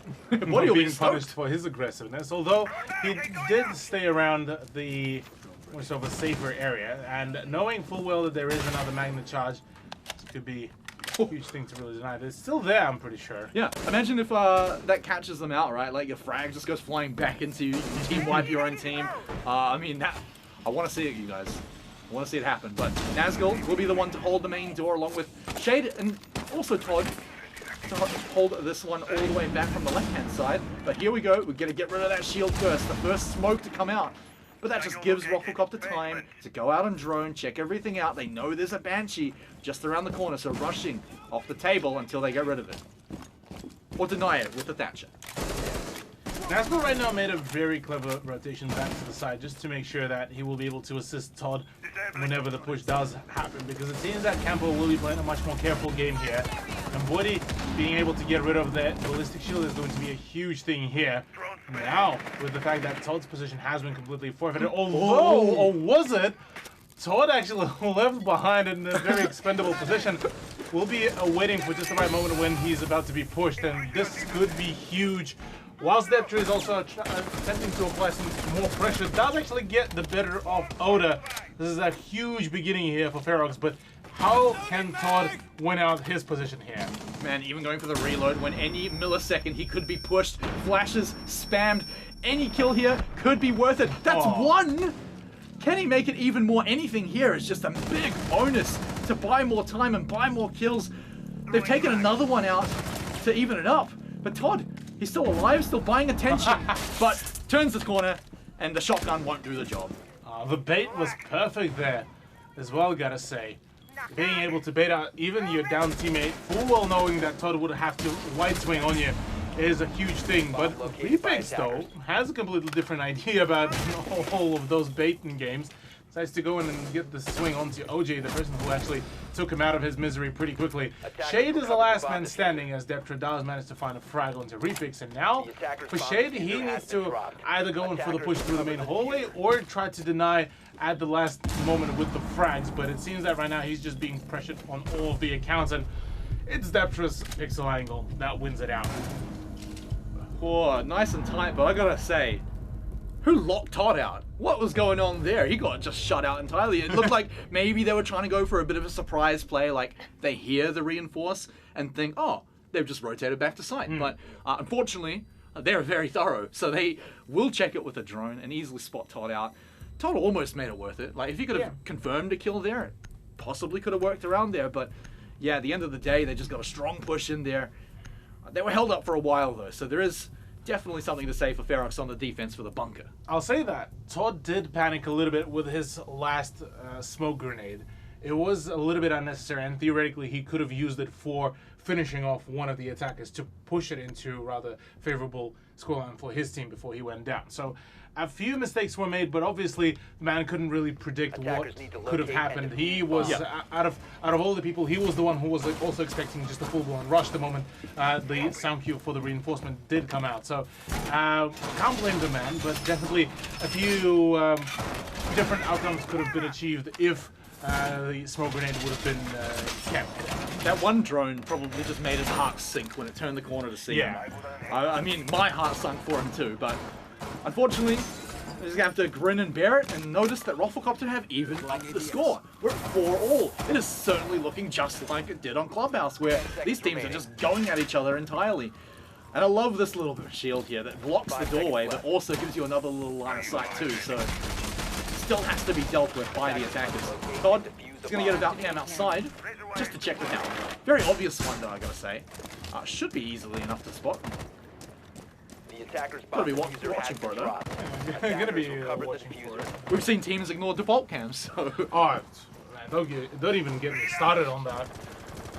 That just makes my brain just go and have to go on an aneurysm whenever I see that happen. But look, none of this will happen here. This is the big boys' time to play, and a run out nearly gives either one of those players the success, but it dropped down by Deptre. He does not forgive those, but he's completely unaware that the vigil is down. He does not hear that, and Todd is actually able to pick him up. He just sprayed through the door, right? Yeah. Like he didn't know, and now because of that, yeah, you're right, Shade. I mean, points are turned off, so they wouldn't get any kind of indication apart from the sound cue, and even that didn't seem to have been loud enough. Yeah, I think if you saw that 1 week where Cairo was playing, we know we don't get sound cues on downs. That's for sure, but that was a while ago. With that though, I mean, just ends up with Shade now having 1 less extra life. Won't be able to get down the gain, but Oda, he's got his eyes on this breach, so anyone pokes their feet in, he's going to be able to check them out and check them out entirely away from here. But those drones now know his position, so some pre-firing could take him away here, but a big 3 armor operator might be able to survive long enough. Impact trick to just immediately deny any further breaching. You're going to crawl through that whether you like it or not, mate. Yeah, Todd already was able to continue his roaming game and able to find a few frags, and OJ gets a breach going. This is a good start here for Rufflecopter. They already managed to force out, I believe, the maestro of Oda, so now they need to go in for some of the frags. Campo already took control of the attic, although not fully, as now he is in a gunfight between himself and a few of the members of Ferox. But oh, it seems that Oda wasn't actually fully denied his position. He is able to find Rigba, and OJ is the one to refrag the man. So now in a 3v3, as OJ does pick up himself his double kill, the question is going to be as to who will come out successful here on the play and on the flanks, and it seems that right now Rufflecopter are just 1 step ahead. Campo finding another one onto Nazgul will be forcing Todd to start going in for the rotation, and now there should be already plentiful amount of crossfires to be set up, and right now this is going to be an issue for Todd, even whilst being on full HP. Yeah, I mean, he was getting the red pings before, but it looks like those have all but run out. Almost not taken away there, but didn't get the kill himself. Gonna try and go for gold just through the wall with the pistol. Can't even crouch through it either though, so we'll get stuck, and Rufflecopter will get round 9. Door stuck. You could hear that yell from Todd as the man tried to kind of peek around the wall, but unfortunately could not do that thing. Rufflecopter, once again, returning into the point advantage. This time they are in the lead. Only 1 point away from a match point and 2 points away from the victory. Oregon is certainly looking like a little bit better, map for them comparative to the clubhouse, where it was definitely quite a shaky one. But look, it's not over yet, just yet, and Ferox could very much still make a comeback here. Kids Dorms is going to be the next choice for the defense, and attempting to replay it certainly could signal protect your bombs that they might need to just do the same thing, really. Yeah, I mean, they were very effective at getting the breaches down. I mean, even though they didn't push Nazgul away from where he was sitting around here, but, you know, they still managed to trade him out and have another way inside. On top of that, you also had Campo taking the attic. Basically, what appeared to be by himself after he was helped out by the breach, so... Yeah, I mean, Rufflecopter, they just got to walk in, take positions, and take the fights that they wanted. Which is never what you want to do when you're on the defense. You always want to be the one dictating the gunfights. And then on top of that, you had shenanigans like Deptre just pre-firing through a door to down, I think it was Shade on the Vigil. So, you know, things like that can change the round too. But Perceiver does be a little bit different. One thing that is different is a little bit of the operator lineup. No Vigil this time. Instead, the Malusi. Interestingly, also enough, that Nazgul decided to bring on board the FMG9 for his smoke, so that is another way for Ferox to try to just take some of the longer range gunfights, because that 1.5 times scope is still a pretty powerful one. But yeah, you are right. The Ana choice here could be a huge one, just to make sure that there's plentiful amount of information that will be gathered. Now, Campo's opening onto Oda is a huge one. Not only that is the Maestro gone, that is a solid control of those Maestro cameras, as well as that the impact grenades out of the equation as well. So great opening here for Rufflecopter, but now they still need to find 4 more players if they do want to win out. Yeah, remember how Rigba got half a breach before? Well, Gotta it's gonna be a little reload. bit easier for him to get the full one, along with his thermite too. So, one Maestro down, that's a pretty solid one to get rid of, especially in like a post-plant situation. So, they've already set themselves up kind of nice here. They've got some downtown shots, you know, from the sides of the building. But this time, does Campo have OJ stick with them? Oh, what's going on here? Yeah, C4 had to come out from Shade to get rid of Rigwood. That is going to be a huge one. I was more so just amazed that you could hear almost the communication between OJ and Campbell. OJ going, take the diffuser, like, no, I'm gonna go. I'm gonna go swing. I'm gonna go get him. And just drops off the diffuser right there. OJ dropped it off for them and just goes and sends it.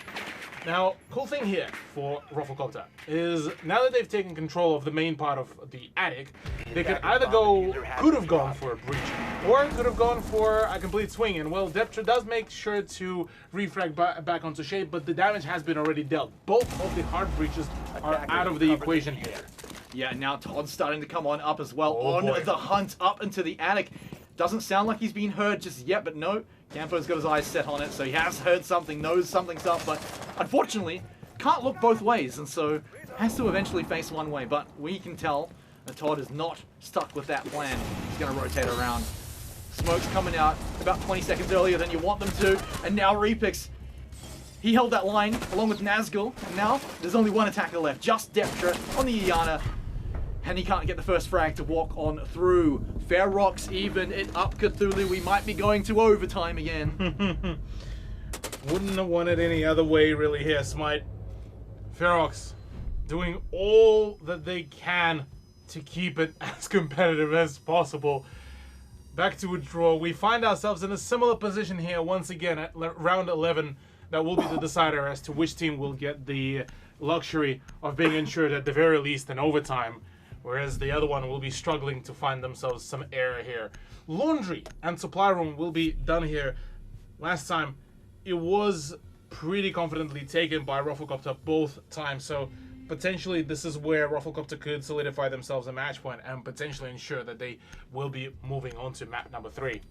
Yeah, and we know from the last few times they've gone on the site is that Rufflecopter love to push that bunker pretty hard, and pretty aggressively too, right? If they see a moment where they can, say, push the smoke on the left-hand side like really hard, maybe even pick up a frag, maybe even catch them before they can reinforce, well, just reinforce the wall, the rotator off. I mean, we saw how well that worked the first time they attacked the site, so if they can pull it again, then easily they can take that round too. But even when they're on a disadvantage to Cthulhu, right? Like double kill on C4, they still don't let that get them down.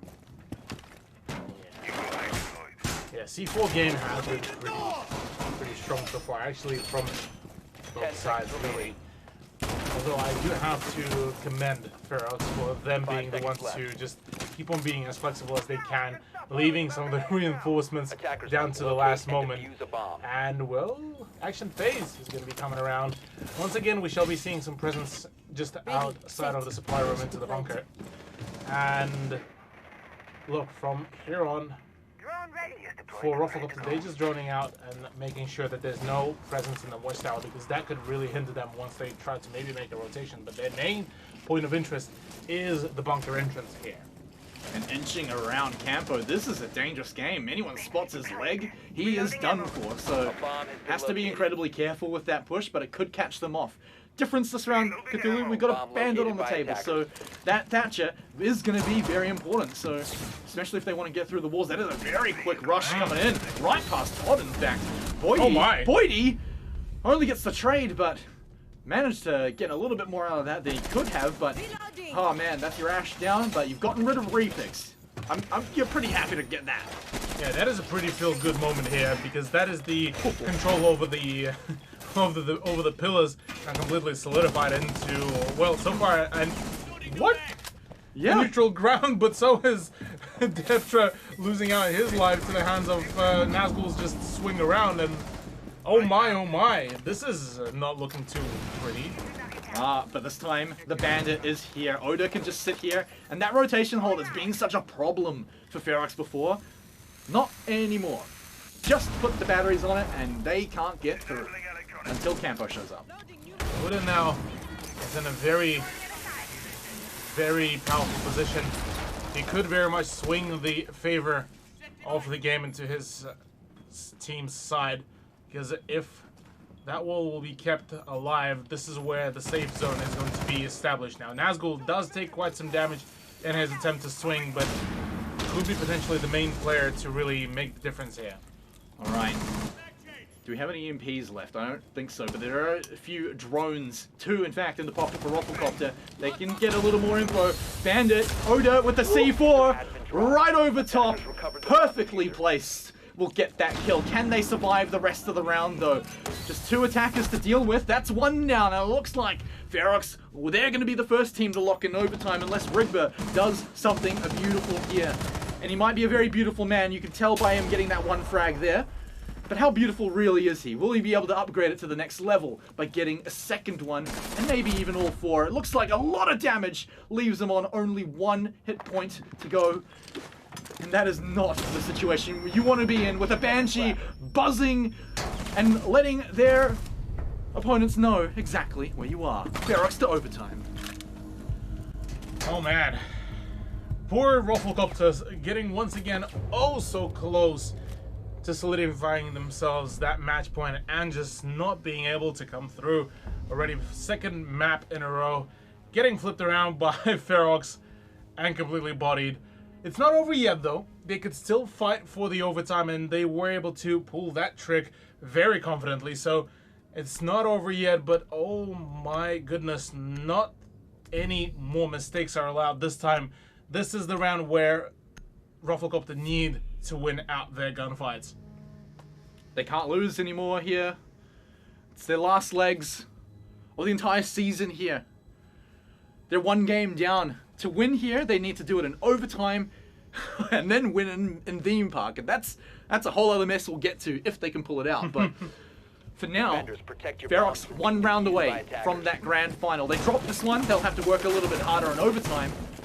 But they have set themselves up for a beautiful position here, Cthulu.